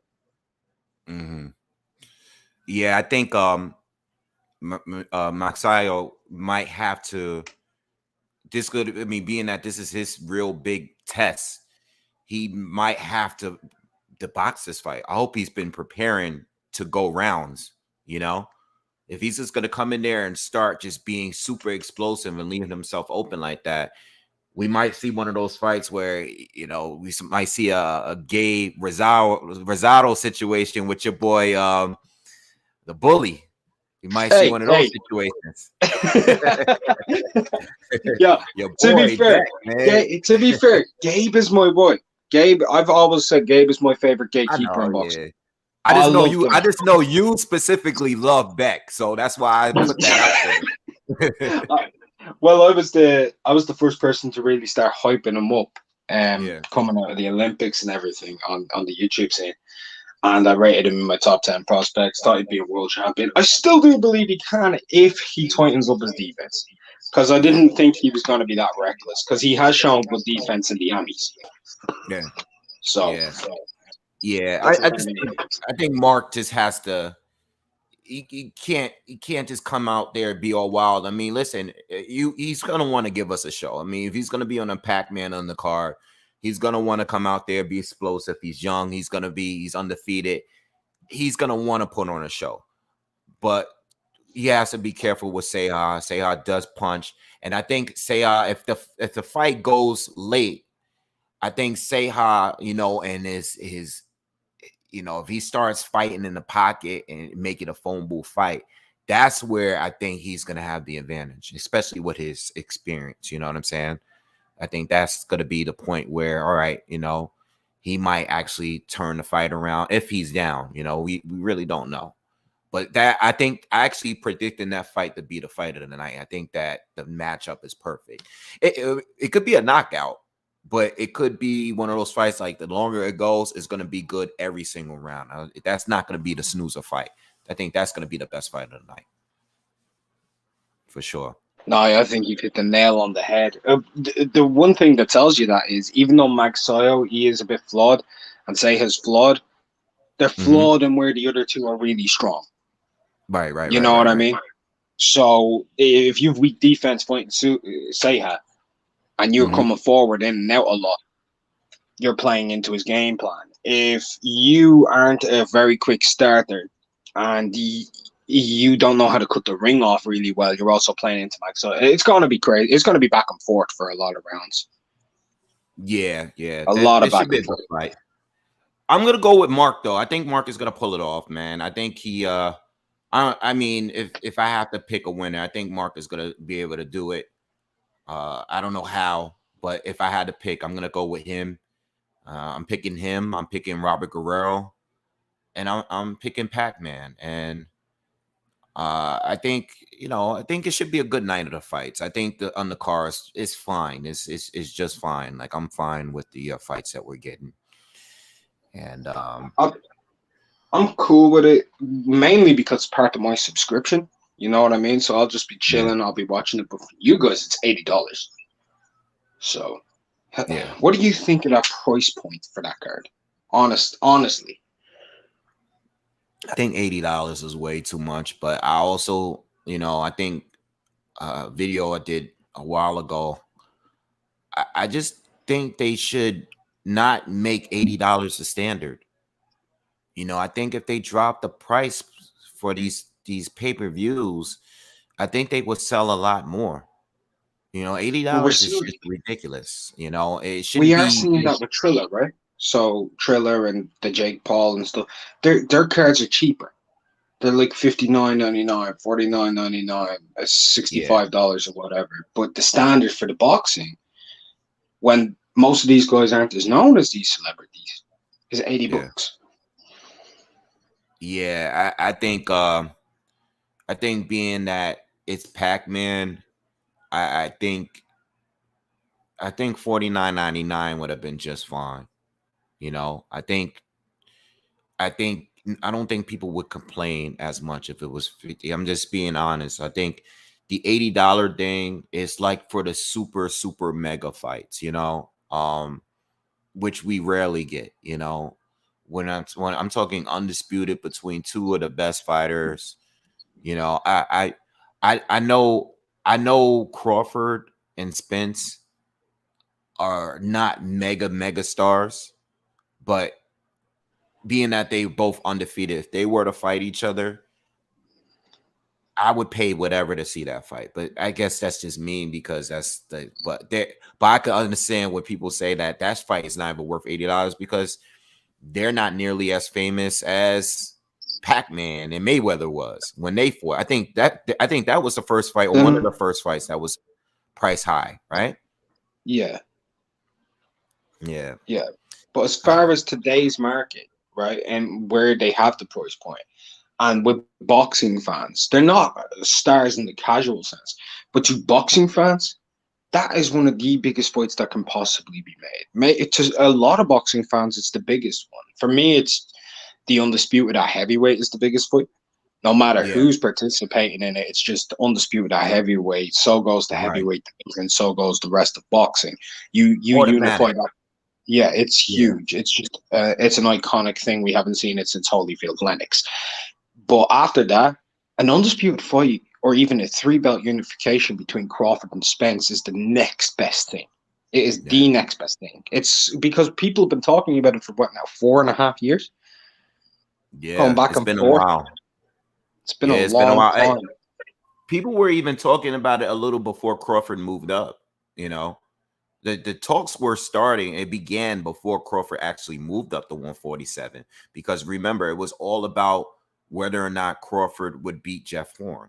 You know, and people like to tend to forget about that and speak like it never. This was never a thing. I remember those conversations of Crawford and Spence or Crawford at 147. Every single fighter at 147 was all cool with him moving up and beating Jeff Horn and winning a title. That's what they were all saying. When it happened and it happened the way that it happened, the conversation start to shift. And it was like, well, he has to beat another name, someone that's relevant, someone that's this, that. But when Jeff Horn beat Manny Pacquiao on paper, you know, you had guys like Danny Garcia tweeting Jeff Horn saying that he would willing to fight him. You know, this is what happens. You know, this is what the cherry pick game is all about. You know, so I think, the Spence Crawford thing has been going on a long time, and I think that time when they had that face to face where they were going back and forth, and Bob Arum was there, and they were in the back behind the you know, in the I guess in like the backstage of the ring from that who was I think it was Mighty Mo fighting that night when they had that back and forth. The hype was real all over YouTube, all over the internet. Everybody was talking Bud and Spence, and I think they kind of killed it. You know, there was many opportunities there. I mean, it still would be big, but the momentum at that point was big. You know, and at that time, the other top welterweights didn't even want to, even the PBC welterweights didn't want to fight Spence still. They were still kind of avoiding Spence over there. And that's the point I was making. None of them really wanted to fight Spence at that time. People tend to forget that part too, except Bud. Bud was the only one that really wanted to fight Spence at that time. Everybody else didn't want to fight him. Thurman didn't want to fight him. Porter didn't want to fight him. You know, Danny Garcia didn't even want to fight him. You know, they wanted to fight him after he collected the belts, after he won. You know, when he fought Kell Brook did not want to fight him. Kell Brook decided to go up and fight Triple G first. You know? To be fair, even in that situation, it's 1.5 million to make the unification between Vargas and Brook. They could have done that before the mandatory with Errol. and then done the arrow fight, he could have maintained at 140. I think there was a few bad career decisions made in that one Golovkin fight. I think Eddie really wanted to get Golovkin to the UK to sell out the O2. Yeah, I think the Golovkin fight was probably, as long as I've been covering boxing on here, I think that was one of the worst decisions I've ever seen made, like, for any fighter. I think Kell Brook, that fight, you know, being undefeated still, people forget the kind of damage a fighter could take, and especially in a loss like that where you were getting pummeled. You got beat down on your first loss. It was bad. And Brook was never really the same. You know, he was still good. He fought well against Spence. But even if he had lost against Spence, maybe that little bit extra, like maybe that injury that he had against Triple G, he probably wouldn't have gotten the same injury from on the other eye if he didn't have it prior in his prior fight. Plus, he had to get drained back down to 147, you know? And I don't want to take away from Spence's win, because it was a good win for him to go out to the UK and beat him. That was a good win. But Brook lost because he just wasn't durable. He wasn't durable. He couldn't take the hits. He boxed well. He was winning. He was up on a fight. Just couldn't take the damage, you know? Well, there was a chain of events with Brook. Not to discredit Spence, the stab to the leg before the Golovkin fight. Then the Golovkin fight, whereas I just got shattered. Then he has to come down from 160. It's not like he's coming from 154, by the way. He's coming back down from 160, where he's putting a lot of effort to get his body right, because he looked in really good shape at 160. Like, he is a big welter, but he did look in good shape. But he's a big welter. He's an average size 154. He's a small middleweight, very, very small middleweight. And the Golovkin fight showed that, just because Triple G's an average size middleweight, he looked like a super sized middleweight against Kell. Like, he looked huge across the back. Like, did you see when they did like a face off and their backs were to each other, and you saw the bulge in Golovkin's shoulder? Yeah, Brook looks physically like muscular, but it's the size. It's like this guy's shoulders were like this compared to Brook's that was like this. You saw the difference. Yeah, you know? Kell looked more vascular, whereas Triple G just looked bigger. And there are weight divisions there for a reason. The second I hear daring to be great, I automatically pick against the dude who's daring to be great, because you don't need to sell a fight with daring to be great if the dude's capable of winning. They never said Roy was daring to be great fighting John Ruiz. They were saying Roy can beat him. Yeah. Not daring to be great, he can win. He can outbox him. You weren't hearing that with James Stoney when he fought the silly Jirov, always daring to be great. No, he can outbox him.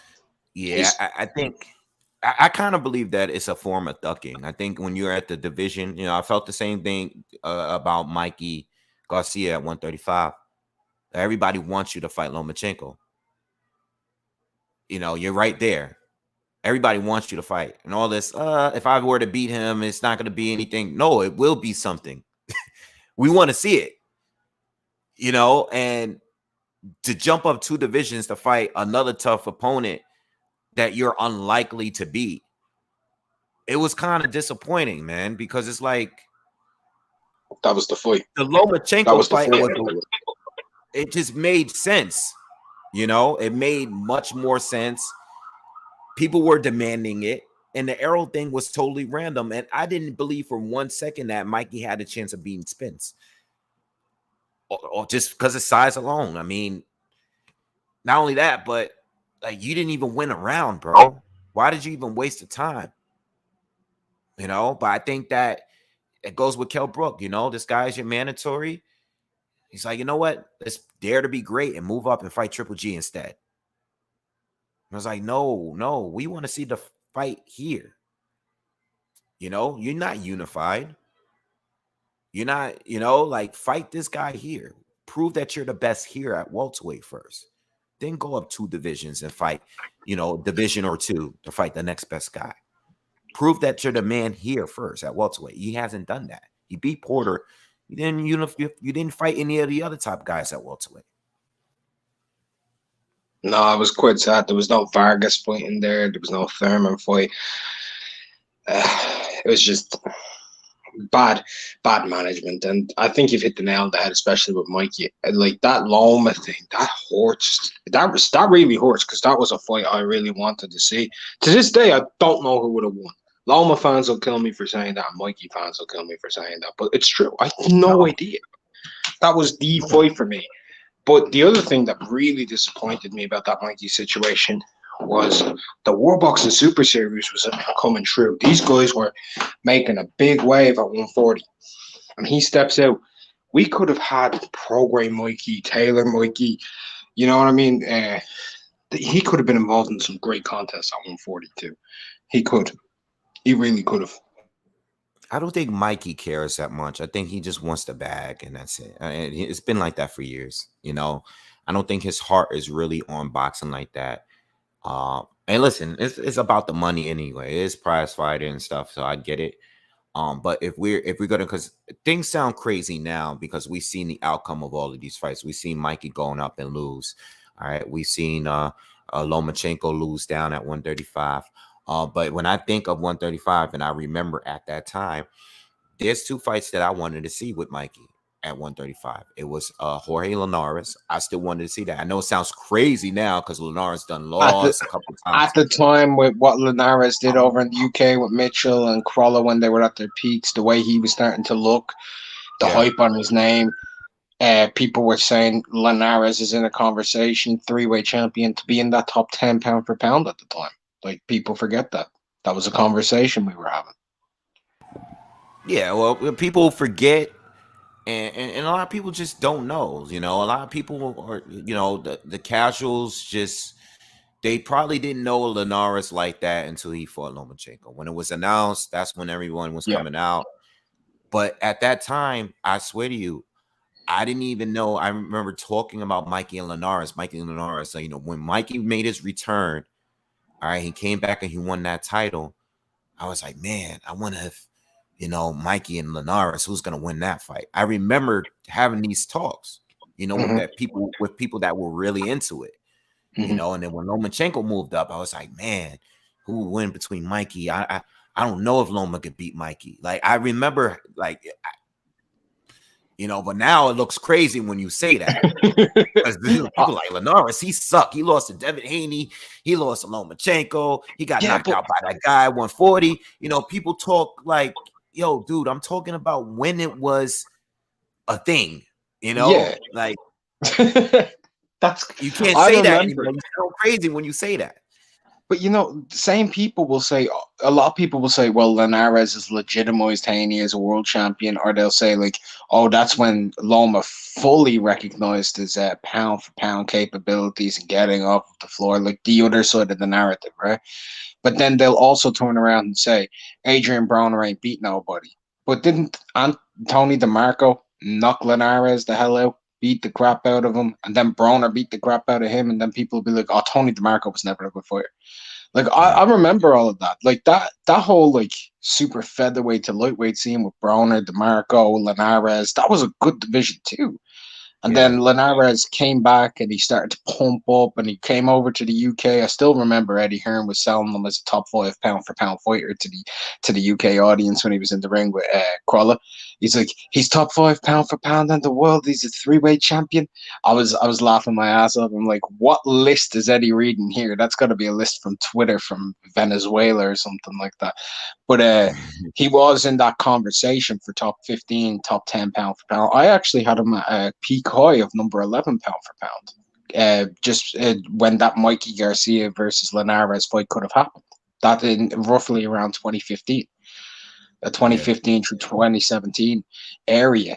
I was quite high on Linares, and I thought he was one of the best combination punchers in the whole sport. And I think if you watch his fights at that time period, you'll know him versus Mikey would have been a very good fight. At that time, that's what you would have been thinking. But hindsight's 2020 for a lot of people. People be like, oh, he wasn't this, he wasn't that. Mikey, he dropped Jesse Vargas at 147. Linares got knocked out by Cano. Yeah, that's hindsight's 2020. At that time, that was a great fight. That was a great fight to be made. Yeah, people forget, and people are new, and you gotta understand, being on YouTube for a long time, people are coming in by the waves. It's in a very fast pace. There are new fans coming in, and they're coming in and they're listening to people that make it seem like most fighters ain't shit. And because you might like a channel, you might think that and hear that, and you like, okay, this is the truth because this guy said it. But they weren't there, like, you know, like you're not there to watch the fights. Like you don't know what was going on at the time. I'm not talking about what was in the media, not things that you can look up on Google. I'm talking about if you were here at the time when it was happening, you would know how people was feeling about it. You know, I brought that up when, you know, he's going into this third fight with Wilder and Fury, and I was bringing up Malik Scott in his interviews. He did interviews with 78 Sports and all these other interviews, and I was saying, listen, at the time that Wilder fought Malik Scott, I did a video on a prediction video, a breakdown of that fight. And at that time, Malik Scott was a huge test for Wilder as a boxer, not knowing that these guys were already tight. So, like, when people like to bring up, you know, Wilder's resume as if they know more than me, listen, I was here doing breakdowns years ago when I was only getting like a couple hundred views per video. I remember that time. I was only getting 5-10 comments a video. You know, now I get hundreds, sometimes thousands. Yo, at that time, Wilder was literally fighting his boy. And we didn't know that was his boy. We knew they were cool, but you know, a lot of fighters are cool. They sparred with each other, you know, whatever. And they have to fight. They have to fight. Bro, these guys were like this in that fight, you know? And at that time, you know what pisses me off when I go back and think about it now? Malik Scott would have been a good test for Wilder if they fought for real, you know? Because Wilder, yes, he had the right hand, but, you know, Malik Scott had good defense. You know, he was a good defender, and just getting hit with the first punch that was throwing him and then going down and never getting back up. Here's a better question. Was he hit? Was he hit? No, I didn't think he was hit then. I didn't think he was hit then. But you know what? People don't know this. This is why people feel the way that they feel. Like for the people that criticize Wilder, people feel this way like myself. I know what was going on back then. Like this is some funny business that was going on even back then. And it sucks because there's people that go and pay tickets to go see his fights. And they got to go to seeing some guy lay down like that. And then you see Malik Scott go in there and fight Luis Ortiz. What did he go in there to do with Luis? All he did was expose the flaws of Ortiz. That was his point of even being in that fight. I slightly disagree because I think he was trying to actually take a dive in that fight too. Rewatch it. The referee has to drag him off of the canvas. Oh no, I know.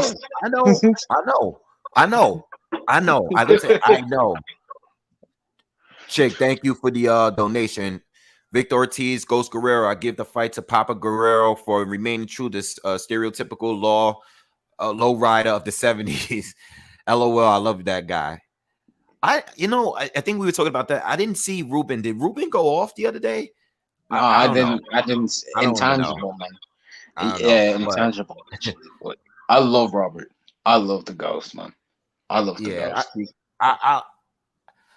I like well, they both have wins over Berto, you know, and I think I'm not sure if it's you as intangible. You was making a point that you think Victor, one of you guys said you think Victor is gonna explode early in the fight. And I said that. Yeah, okay. He's gonna be I agree because he exploded early on Berto in the rematch. I mean, he got knocked out, but early in that rematch, he was outboxing Berto, and he even dropped Berto in the rematch. You know, I think Victor always starts out fast. He's going to go off for the first 3 rounds, and then he's been so out of shape, the inactivity after 3 rounds, it's just going to slow down. Guerrero's going to start getting the little touches off to the body. He's not going to like, he's going to catch him with that little overhand, that little flat-footed overhand, and like against the ropes a few times. He's going to get dropped once, and he's just going to quit in the corner. Right. Yeah, I think I got Ghost winning. But yeah, like going back to what we were saying, I think a lot of people don't know what it's like to really actually be there. And I'm not talking about just doing research, watching fights, reading articles, reading reports. What were the boxing fans feeling at the time going into a fight? You know, luckily for us, we have social media. They didn't have social media back then. But now we have it, and you can just go online and talk directly to other fans. I'm reading comments. I read a lot of comments, not just to my videos, but other videos that I watch. I want to get the feeling of what people are saying. What are people saying going into this fight? You know, these fights, and a lot of these newer fans, they don't understand. They hear it from maybe some of their favorite channels, and then they think that that's truth. And I'm like, no, this is how people felt about this fighter at this time and this fighter at this time. You know, and that's one thing that, you know, that's just why I don't go back and forth with people online anymore. I'm like, bro, I know what I'm talking about. I was there. You clearly was not there. Like, you know? there's a lot of people out there who, like, I'm going to use a very personal example to myself, but there are people out there who will say Ricky Hatton was never that good, right? I was a huge Ricky Hatton fan, right? They're like, oh, Ricky wasn't that good because, oh, look what Manny and Floyd did to him, right? That's what people say. It's like, you didn't see the Zoo fight. You weren't there. You weren't there. What did people feel about Ricky Hatton before the Floyd Mayweather fight? Well, they thought that was, a lot of people were, if you looked at the odds especially, Ricky Hatton came closer in odds against Floyd than Canelo did. That's an example. Yes. So that's I mean, just even before the fight was announced, right? Before the fight was announced, when Ricky Hatton was at welterweight and he was undefeated at that time, I remember, I don't know if it was online, I don't even know. I remember at least talking to people that were boxing fans that knew, and they were like, yeah, Floyd didn't fight Ricky. He ain't fight Ricky yet. Like, I used to hear that a lot. Yeah. You know, Ricky, he ain't fought that guy who can put on pressure like that. He ain't fought nobody. Like, look what Ricky did to Castillo. Floyd struggled with Castillo in the first fight. That's what was going on. Like, people don't. This is what I'm saying. That. Yeah. Yes, this is, and then people will make it seem like the fight means nothing. Well, after Pacquiao knocked him out the way that he did, he just became irrelevant. Like, all right, well, he doesn't mean anything no more. And I'm like, no, you gotta look at how the people felt about the fighter at the time. You know, and Ricky was seen as the most dominant body puncher from 140 to 147 at that time. The most dominant body puncher, 140 to 147. And that was the tester there. Like, Floyd hadn't been in there with a guy who could get one punch knockouts with the right or the left hook to the body. And Ricky was doing that to people. Yeah, I mean, it sucks. It sucks because I feel like no one really gets their fair shake, you know, especially for the really dominant top guys. The criticisms, I mean, it's only normal for the top fighters in the sport to receive the criticisms on a different level than the fighters that's on the come up, you know.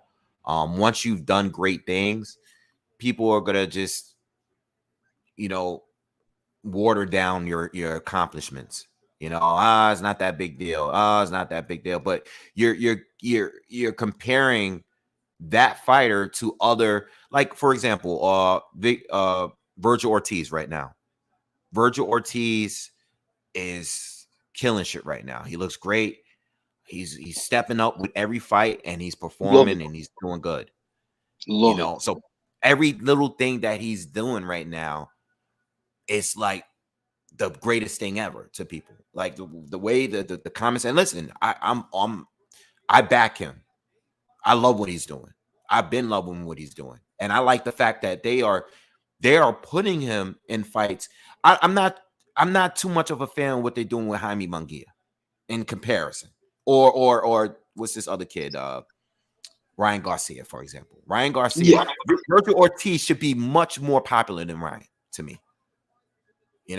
Because Ryan was more popular on his debut worldwide than Virgil is now, just because of Instagram. And that Instagram stuff is fake sometimes. Those followers and stuff. I don't really buy too much into that because you could just pay for the followers. Eddie Morales says, "Yo, Wave, how good do you think Dimitri Pirog would have been if he never had a career-ending injury?" I must get this question. I think I might get this question every 6 months, and it's always super random. I don't know why, but people love Dimitri Pirog. And thank you for the donation, by the way. I get this question every 6 months or so. And I honestly believe that at that time, at middleweight, I always respond with, I think he would have been the only one to beat Triple G if anyone was going to beat Triple G at middleweight. At middleweight, I think he would have been the only one to do it. If anybody was going to beat him, it would have been at that time. At that time, I think he had the best chance. If we're talking about that period, let's go back in that period. Who was there? You still had. I think Sergio Martinez. Either he might have. No, this is before the Cotto law, so he was still there. Chavez Jr. was still there. You had Felix Sturm, Daniel Gill. You had all of those guys still there. You had what's the guys from Brooklyn? Not the other brother from Brooklyn. That had the title. The one that Jacobs knocked out in the first round. Quillen. Quillen. You had Quillen there. You had a lot of these boxers there. When Pirog beat Jacobs, he kicked his ass, man. He outboxed him. He pressured him. I still have not seen a fighter look that good against Daniel Jacobs to this day. Not one. Not even Canelo. Pirog, what Pirog was doing in that time was he was different. I wish we got more of him, but that dude had skills, man. That guy was a good boxer, man. I would have loved to see the Triple G fight. I would have loved to see that. One of my modern day what ifs. What if Pirog and Golovkin fought, man? Man. I don't know. A lot of people say, "Oh, Golovkin." You don't know, though. You don't know. I don't know. I don't know. Pirog could box, and he had power. He could box. He could box, and he's better than them. You got to remember too, and this goes back to how did people feel at the time? And Golovkin really came in wanting to fight the very, very best. Let me just pull up his resume. He wanted to fight, but a lot of the top guys did not want to fight him at that time. They didn't want to do it. He actually had to go through. Yeah, Sergio Martinez did not want to fight him. Well, if we go back to at least maybe the Proska fight, like I won't go. I think the Kasim Uma was his toughest fight for a while. I think that was his toughest one. The Proxa fight is when HBO really started taking over and televising his fights. But he fought Gabe, Ishida he fought, which was good. Macklin he fought, these are all top fighters. People don't know that a lot of these guys were top fighters at 160 at the time. Stevens, I remember doing a breakdown on that fight. This is how old I am on here. I remember when he fought Curtis Stevens at the time, and people want to just act like Golovkin ain't shit now. Curtis Stevens at that time, there was a lot of people that thought Curtis Stevens was going to knock out Gennady Golovkin. That sounds crazy right now. I know it sounds crazy to you guys, but I was here, and some of you guys were here. If you were here on this channel back then, because I was doing the breakdowns, and there were people that thought Curtis Stevens' left hook was going to knock out Gennady Golovkin. The man's telling you the truth. To you. He's telling you the truth. I swear to you. And you know what?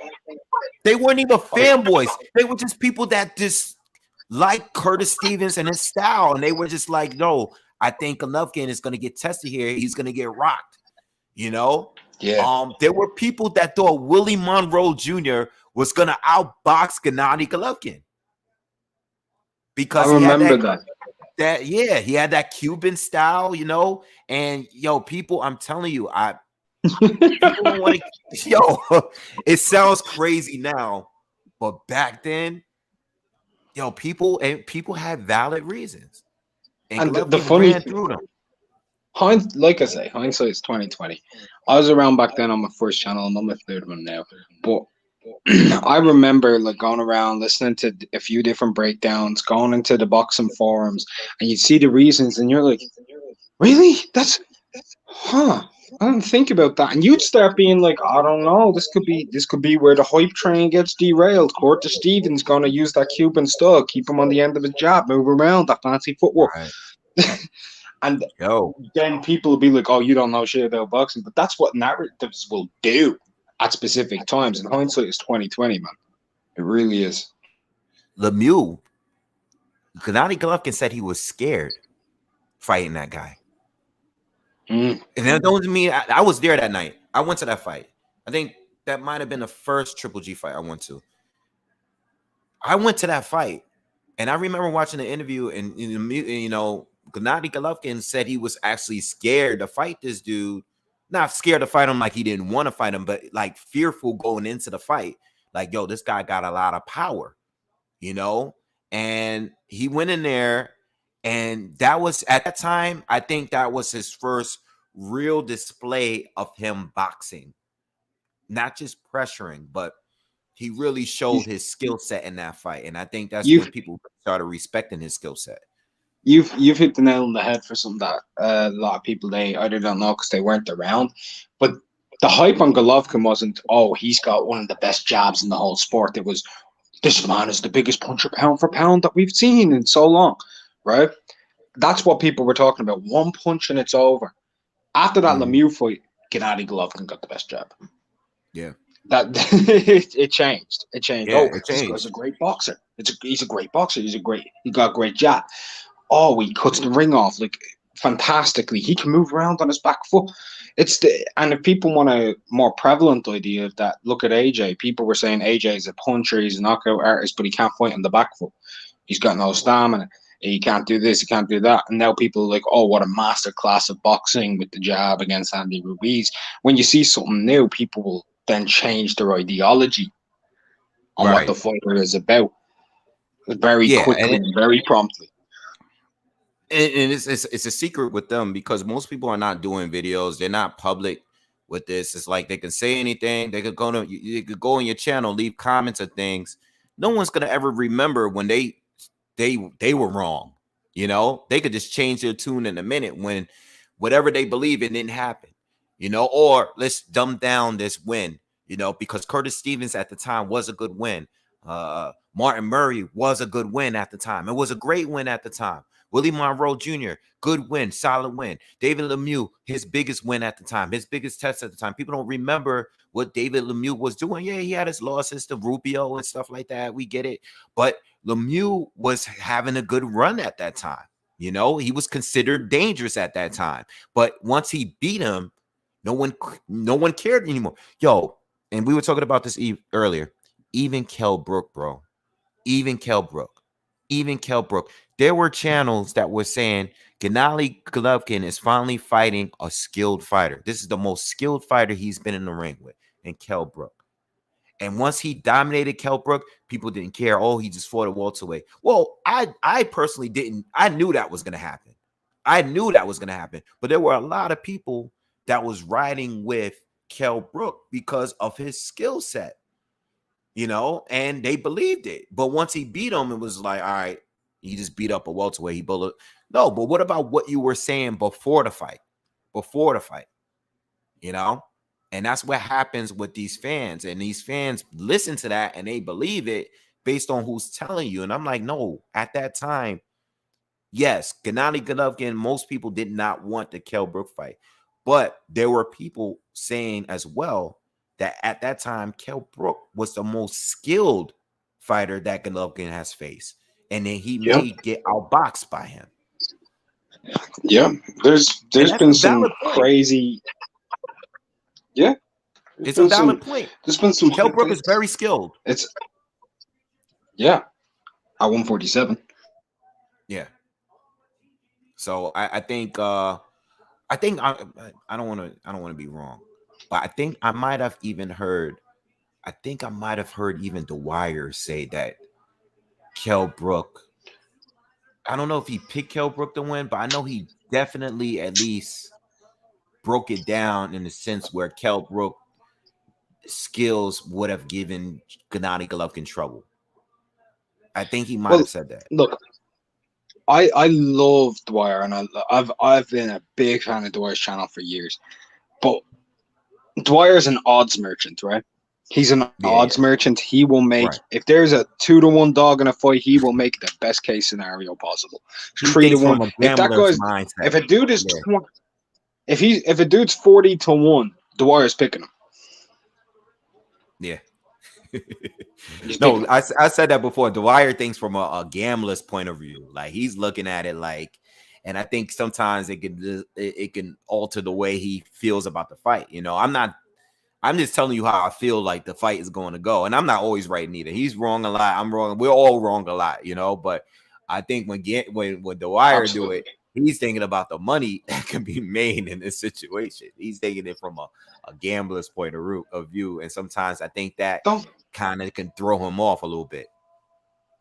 Don't forget, like Glavatsky was like 4-5-1 against Akoli, and Dwyer made this big mad thing that Glavatsky was going to beat Akoli, and Akoli called Dwyer out on Sky. Like he actually called. He said, "This goes out to a guy who said I couldn't do it." Dwyer. that happens. I've been telling people. That happens. I've been telling people for years that these fighters listen to all of us, man. They are here. They listen to all of us, and once that happened, I saw that. I was like, yep, that's hilarious, you know, because that just gives you even more motivation when the guy's online getting all these views telling that you're going to get beat, you know, and, you know, you perform like that. I mean, Bacoli destroyed him, you know, but yeah, you know, I think just going back to what we were saying, you know, I think people, you know, overall, you know, you just got to be there, you know, and if you're not there, don't act like you were there. You know, if you weren't around when this was happening, don't act like. That's why I leave, like, especially with the historical fights, you know, I leave that to the guys that was there at that time. You know, I mean, some people know it based on education, but some people were actually there watching these fights. They know how people felt at that time going into these fights. You know, I was young or not even born for a lot of these fights, you know, these great fights from the past. And when I was around watching it, I didn't know any of the politics. I knew what my dad told me. You know, he told me anything, I believed him. You know, that's all I knew. And my dad is one fan. I don't know how the public feels about these heavyweight fights in the 90s that I grew up watching. I don't know, you know? Yeah. I agree. Like I come from a lineage line of historians, from my great granddad to my granddad to my dad, and I started studying history and learning from them.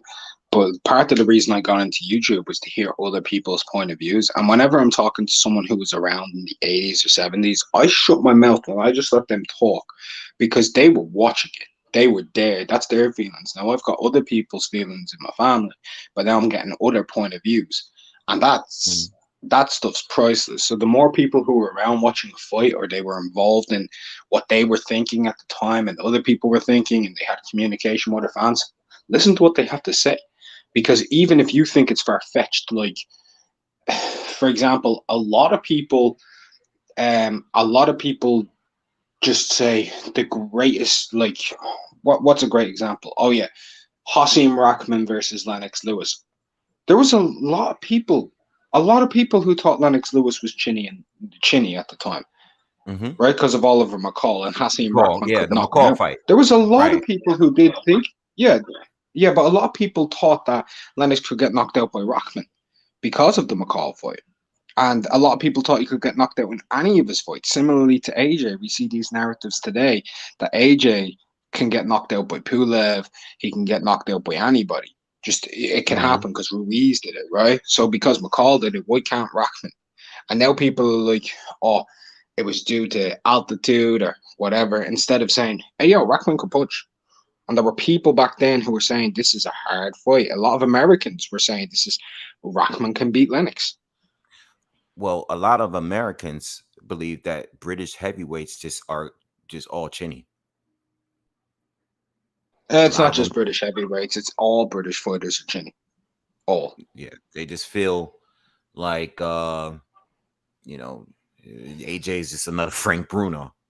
I've heard that plenty of times. I've heard it plenty of times.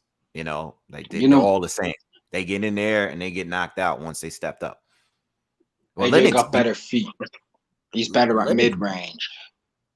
Lennox beat all of them to me. I mean, I think Lennox is on top when it comes to all of these guys from the 90s.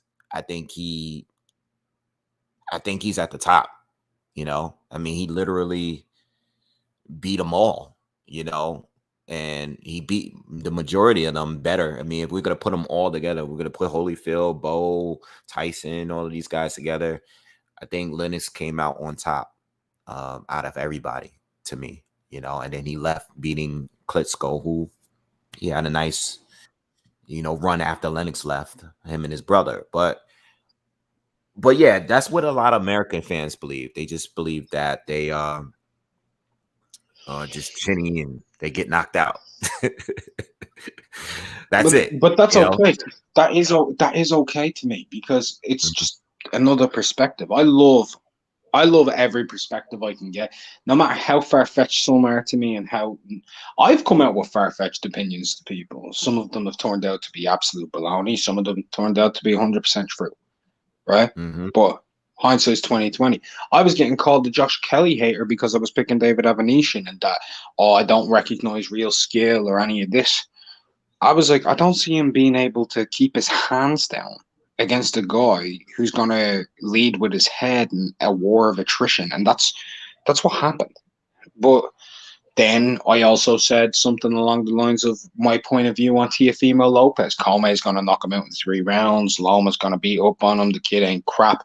And I'll be honest, I swallowed the bullet. I eat crow on Teo. I was wrong. The kid did really well. He did really well there. So I love as many perspectives as I can get because the most far-fetched opinion may be the right one. It may be. This sport is a sport that literally is. You never know until it happens. You think Manny is gonna? What do you think happens after this fight? If Manny is to win, do you think he continues boxing? If you think he loses, do you think he's done for sure? I think if he loses the fight, I think he's definitely done. I think he's definitely gonna retire. I think if he wins, depending on how he wins, I still think there's a chance he may fight Spence. I just don't think it's gonna be as soon as everybody would like. I don't know if they would try to push it to happen before the beginning of the year next year. I have no idea how that's gonna work, but I think if he wins, I think he's going to stick around. I know he brought up Terrence Crawford's name recently. I don't think the Terrence Crawford fight is going to happen, The only way the Crawford fight happens is if after Crawford has his last fight with ESPN. That's the only way, because I can't, as well as I do, I can't see Manny and Bob working together ever again. I just can't see it happen. From the bottom of my soul. I think it could have happened if someone really put that money up. I think that thing was really real, and if the Saudis really drew the money out there it would have made them fight. You know, I hear what you're saying. I think Mikey getting involved with Bob is more a harder thing to do than Pacquiao getting involved with Bob. I can see it. You know, I can see why Manny may not want to do business with him again, but I think if the money was really there and it's big time money, I think Manny could do the business with him. You know, they'll work it out. You know, I think it could have worked before. You know, I don't know, but I still don't believe the Bud fight is going to happen. I think if Manny does win, they would try to push that Spence fight and probably get that to go. I think it heavily hinges on Errol and the time.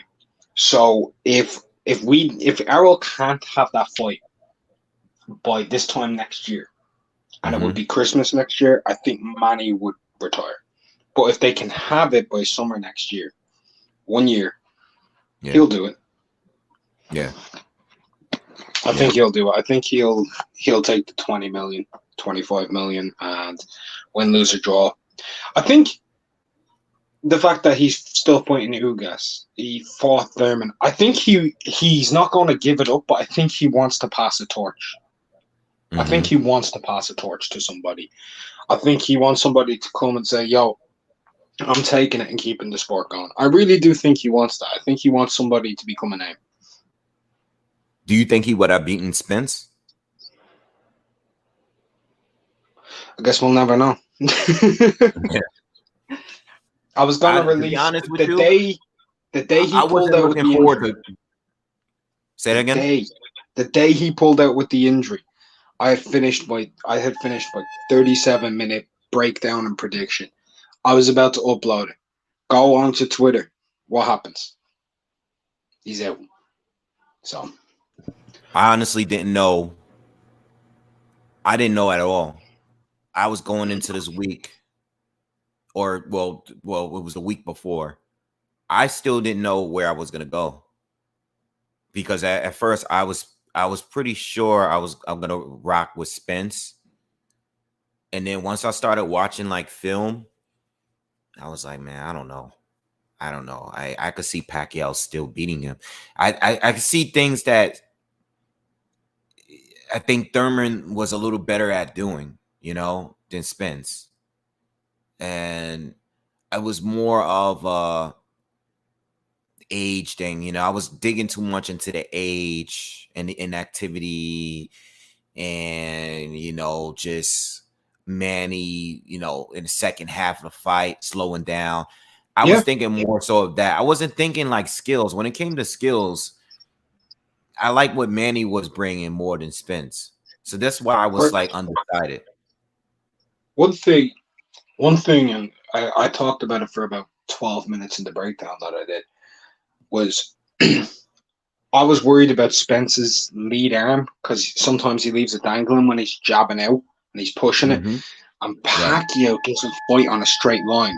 Spence has never fought anybody on an angle. I've gone through so much footage. There's no angles in those fights. There's none. Pacquiao's nothing but angles. Nothing. You're not fighting Pacquiao on a straight line. Floyd didn't even fight him on a straight line. Floyd had to fight him at angles. Floyd would much prefer to fight you on a straight line, but Floyd had to fight him on angles. I think Spence is good, but it's more like just pressure and him being relentless and volume. You know, I agree with you. I've never seen Spence use any angles in a fight. You know, I think it's jab. or deal with angles defensively. Yeah, I've never seen that either. I think Pacquiao can just easily just step around them and throw combinations. And I think like if Pacquiao was able, like I was thinking of a scenario, like what if Pacquiao just really just took away his jab? Like what is Spence going to do? What is he going to do? People be like, how does he do that? Manny has an amazing ability to step just to within an inch to where your jab is. You do it, he steps off, you reload, and he's inside. And he's hitting you with 2s and 3s. He turns out to the right and he catches you. And he does that a lot. He does it a lot. Similarly to Loma, in some ways. Not completely, but in some ways. I was worried about Spence and how his feet was going to be able to follow him. Like, how do you... This is all that I'm thinking while trying to decide who I'm going to pick here. You know, I was thinking too much into Spence or Pacquiao letting his foot off the gas, and Spence just outworking him similar to how he did with Brook. That's what I was thinking. You know, I wasn't really thinking, you know, and not only that, but when I look at the Sean Porter fight, you know, Sean Porter have some similarities, and I said this, but as far as his feet and his speed and how quickly he's able to close the gap. And I'm like, I see what Sean Porter was able to do. I personally think that, you know, a lot of people feel that Sean Porter could have edged the fight. I think I scored at 7-5 for Spence, but it was close. There was some swing rounds in there. I think my dad thought Porter, I mean, we watched it together. I think he picked Spence to win and thought Porter won. But I know a lot of people think that, you know, Porter just did better than what they expected. So that's why maybe a lot of people feel that Porter won the fight. And then going back to what we were talking about again earlier, a lot of people thought Spence was going to knock out Porter, man, which is sad, because I didn't think there was any chance of that. You know, I thought that, people forget that too. You know, people want to make it seem as if Porter is like this super welterweight and that Bud is avoiding him. And I'm like, you know, just a couple of years ago, you guys thought that Porter was going to get knocked out. I'm talking about Spence fans. They thought Porter was just going to go in there and just get knocked out. And I'm like, no, this is a close fight. You know, all these fights for Spence are tough. They're tough for Spence too. You know, when I saw those odds on Porter, I think I sometimes use a gambler's mindset, but when I seen 4-1 plus 400, I was like, nah, man, that's disrespectful. I was like, that's disrespectful. I thought, just based on style, the aggression, the physical strength, if Spence can't push him back for a majority of the fight, there's going to be tight rounds in this. A lot of tight rounds, and they both got plenty of volume. Like, if Spence going to use volume, Porter's going to try and match him. And when I saw how he was training for the fight, do you remember seeing the footage from his training camp? Yeah, crazy. He was going hard. Like, I'd never seen him. Like, I've seen him go really hard, but like, he went ultra hard. I think he had an axe to grind about like how people were talking about him. Like, and even now, people are still putting him in the gatekeeper conversation. I mean, if you look at it, Sean Porter, you can put him in a gatekeeper conversation if you want to. I won't. I think he's one of the most dangerous contenders in the division. I think on his day, he will give that fighter their hardest fight, or he can beat them. Yeah. He can. Yeah, and in fact, I think the only clear loss to me was Kell Brook, and that still was a very competitive fight. I think if you put a different set of judges against Thurman, against Spence, against Ugas, fights could have, I mean, well, he won against Ugas, but I think all three of those fights were very debatable fights. Could have gone either way. I think Spence secured a win with the knockdown, but I think I scored at 6-6. I scored that 6-6, but the knockdown won him the fight on my scorecard. It was a split decision win, right? I think so. Even with the knockdown, it was still a split decision win. You know, there was a judge in there that picked Porter to win. What if there was no knockdown? I don't remember how the cards were, but I'll tell you right now. Hold on, I'll go get them. So, Errol Spence Jr. on BoxRec, log in. Sorry. Go ahead. I just think. No, I'm just saying. Go ahead, because I'm just getting this up here. Yeah, there we go. So it's split decision. 115-112 to Larry Hazard Jr. in favor of Porter. 116-111. So two judges had an 8-4. But that round could in round 11, I thought Porter was winning that round of knockdown, and then that shifted it. But yeah, that could have been a 7-5, 7-5 split decision for Spence. Yeah. So I scored it 6-6 myself. Do you remember your pick? I as much as I wanted to see the fight, I wasn't looking forward to picking a winner between Pac and Spence. I wasn't confident. I thought I probably would have just picked Spence because I felt like it would save. I don't think we would have saw a knockout, so I was expecting a decision, and I just thought picking Spence was a safer pick because he was younger and he's the star and he's the PBC and it's supposed to be the passing of the torch and all that. But honestly, as far as a fight, the actual fight, I don't think he would have looked good against Manny Pacquiao at all. You know, I think it was just all based on Pacquiao being older and slowing down. You know, yeah, I actually think Ugas.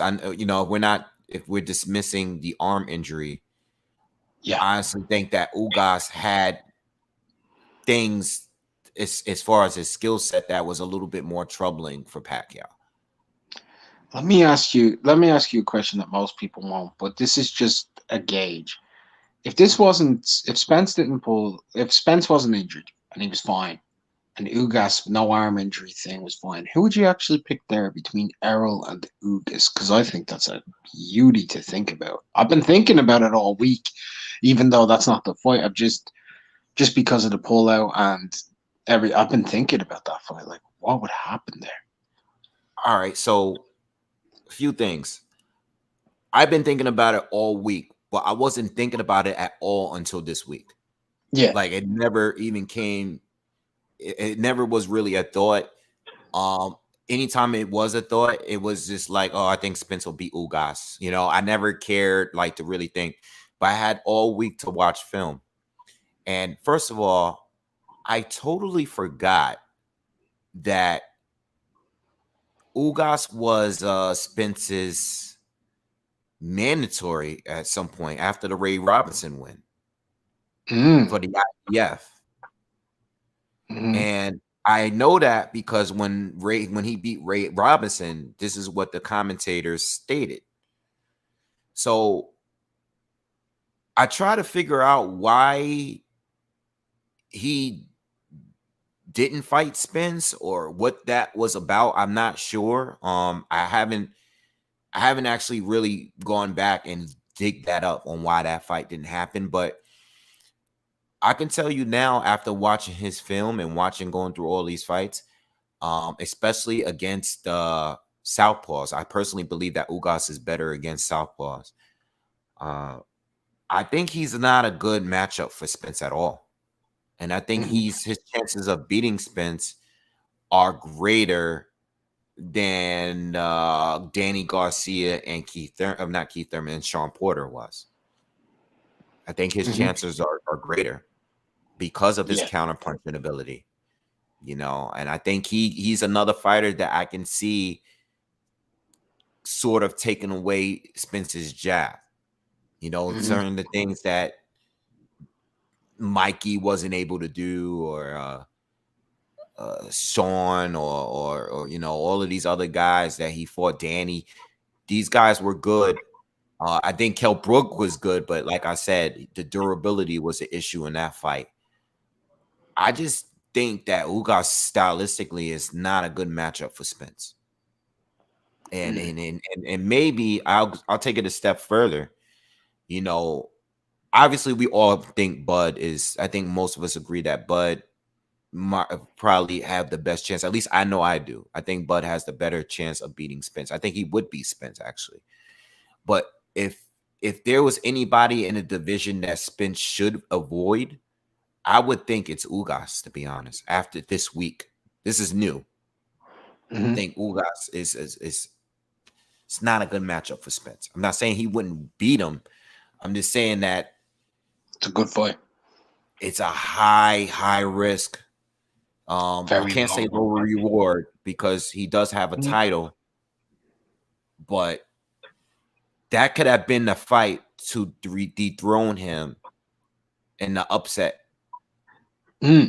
Any before the super fight, whether it's Pacquiao or what's his name, Bud Crawford. Yeah. Yeah. Can I break down why Ugas and Spence didn't have the mandatory? Because he was the mandatory for Spence after Ray Robinson, but he was the secondary mandatory. So there was two. You know the way sometimes we can have two mandatories, like we have the same situation at flyweight, I believe it is, with Sonny Edwards. He has two mandatories. One of them is Sandoval. The other one I can't think of. This happens with the IBF.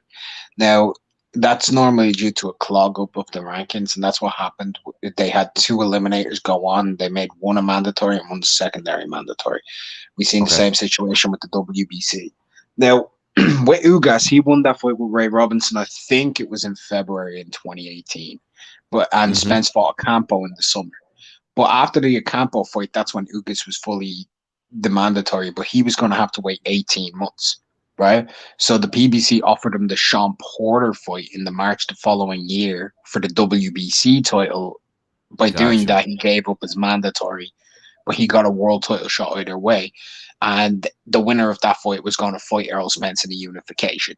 So if he beats Sean Porter, he still gets the Spence fight, but he gets another world title. So I understand why that happened completely. Okay, so I kind of assumed, because being that he did fight Porter, I kind of assumed that loss to Porter is what kind of removed him from that mandatory position.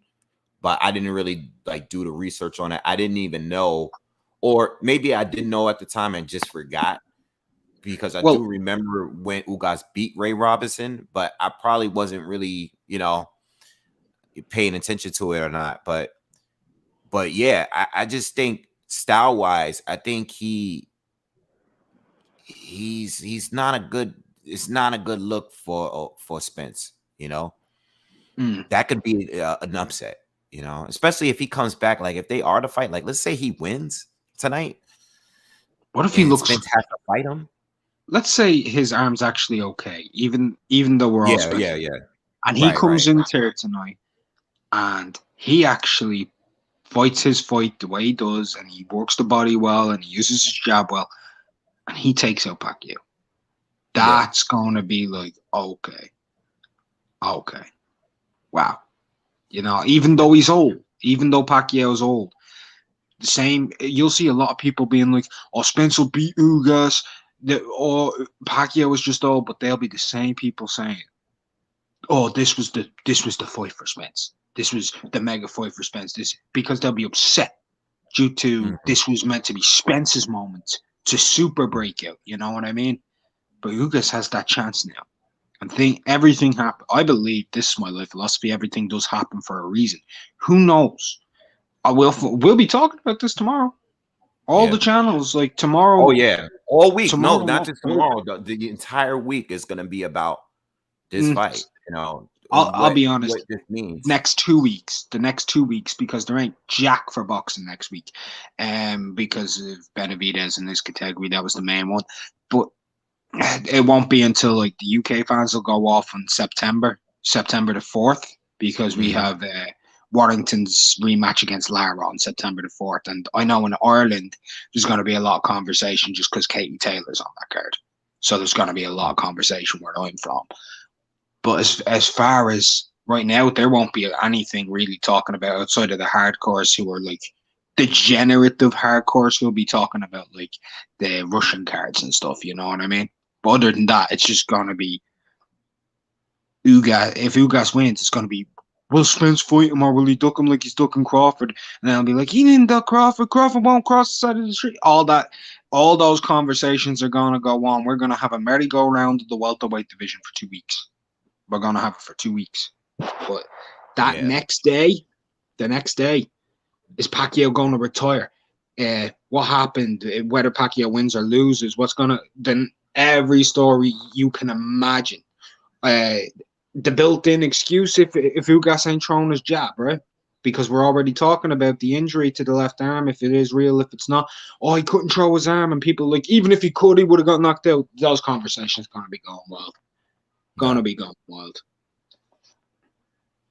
Yeah, I agree. All right, bro. Listen, I'm about to check out. It was real chatting with you, man.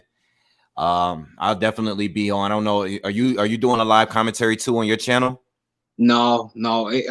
I've decided when it comes to the fights that are on in America nowadays at nighttime, I'm not It's doing too them late. because I lose my energy. Like when I get towards the main event, I don't have the energy to be getting hype, and plus people living with me, I can't exactly be screaming, "Oh, he's gone!" I can't be doing that at 5 o'clock in the morning on a Sunday. Yeah. Right. No, I totally get you, man. Yeah, it's tough for you guys. The fight start at 5 in the morning, man. That's just crazy. I'll be You're watching probably live. better, huh? I'll be watching live. I'll be listening in. I'll be listening into a couple of commentaries, but normally like at main events, I never really comment much, but I'll be listening to your commentary while it's going because I hate I hate the real commentators. Like what I mean, you know what I mean when I say the real commentators. They're No, not. I totally understand. Yeah, yeah, I'll definitely be on. But yo, guys, make sure you definitely subscribe to Unrivaled Boxing. Subscribe to his channel. Yo, are you doing another a boxing channel of the year thing this year? Oh, absolutely. Yeah, I've been watching more than I've been creating. That was real cool that you did that last year. That was dope. Yeah, you just I've worked out a seeding structure this time around. Last time it was like last minute, so I just put channels I thought of and just went down. And I felt some people were unfairly just because even with yourself, you were in a field with 250,000 subscription channels. So like I think seeding it Oh may be a yeah, I better think way. I had what is it, I think you had Showbiz and Showbiz Counterpunch. Counterpunch, yeah. I think you also had Ade, didn't you? It was something crazy, bro. I Yeah. didn't have a chance. My bad. But you No, know but this what? time I may see. I still think I got like over 10% or something. So I was like cool with it. Plus, I wasn't even active last year that much because I took like 6 months off. So listen, I know it's a popularity contest, but I think it was good because it brought awareness to other channels, and it also it just goes to show that people, based on the way it was voted out, people were picking on quality. They just wasn't, and that's not like a shot at no one. But you could tell just the way the votings were going, and they would be on different channels because people are gonna go based on what they know and stuff. But I like the fact that people were acknowledging channels that weren't popular. Well, at Not the even as time, big as mine. at the time I did it. The two people who had the most votes at the end of it all were people who were like 14th or 15th overall for subscribers because there was a lot of 30, 40,000 K subscriptions there. But Ring IQ, Julius, he won it. And Beats came in second. And at the time, I think Julius had 10,400 and Beats had like just hit 10K. But then like they beat out Hatman and Sporting and Court and Oh yeah, Hatman too. Yeah, Hatman's a monster channel. Yeah, Hatman. They beat out You got Showbiz and Hatman and Showbiz. Sporting Icons. Yeah, Showbiz, Hatman, Counterpunch, Sporting Icons. The fact that you had those channels in this voting system, and none of those channels won in the end is crazy to me. These are some monster channels that have been around for a minute. So no, I loved it, man. And like I said, it brought awareness to channels. I subscribed to some channels that were on there that I didn't know about before. So that was good. You definitely got to make that your thing, because especially now that you're gonna make it even better. That I look forward to you doing that again. But yo, definitely guys, subscribe to Unrivaled Boxing. Thanks for tuning in, checking in. I will definitely be here later tonight. I'm thinking like maybe 7:30 p.m., 8 o'clock p.m. Eastern tonight, guys. I will be doing live commentary for the Pacquiao Ugas fight. So I'll see you guys later on tonight, man. Unrivaled, peace, brother. God bless. Peace.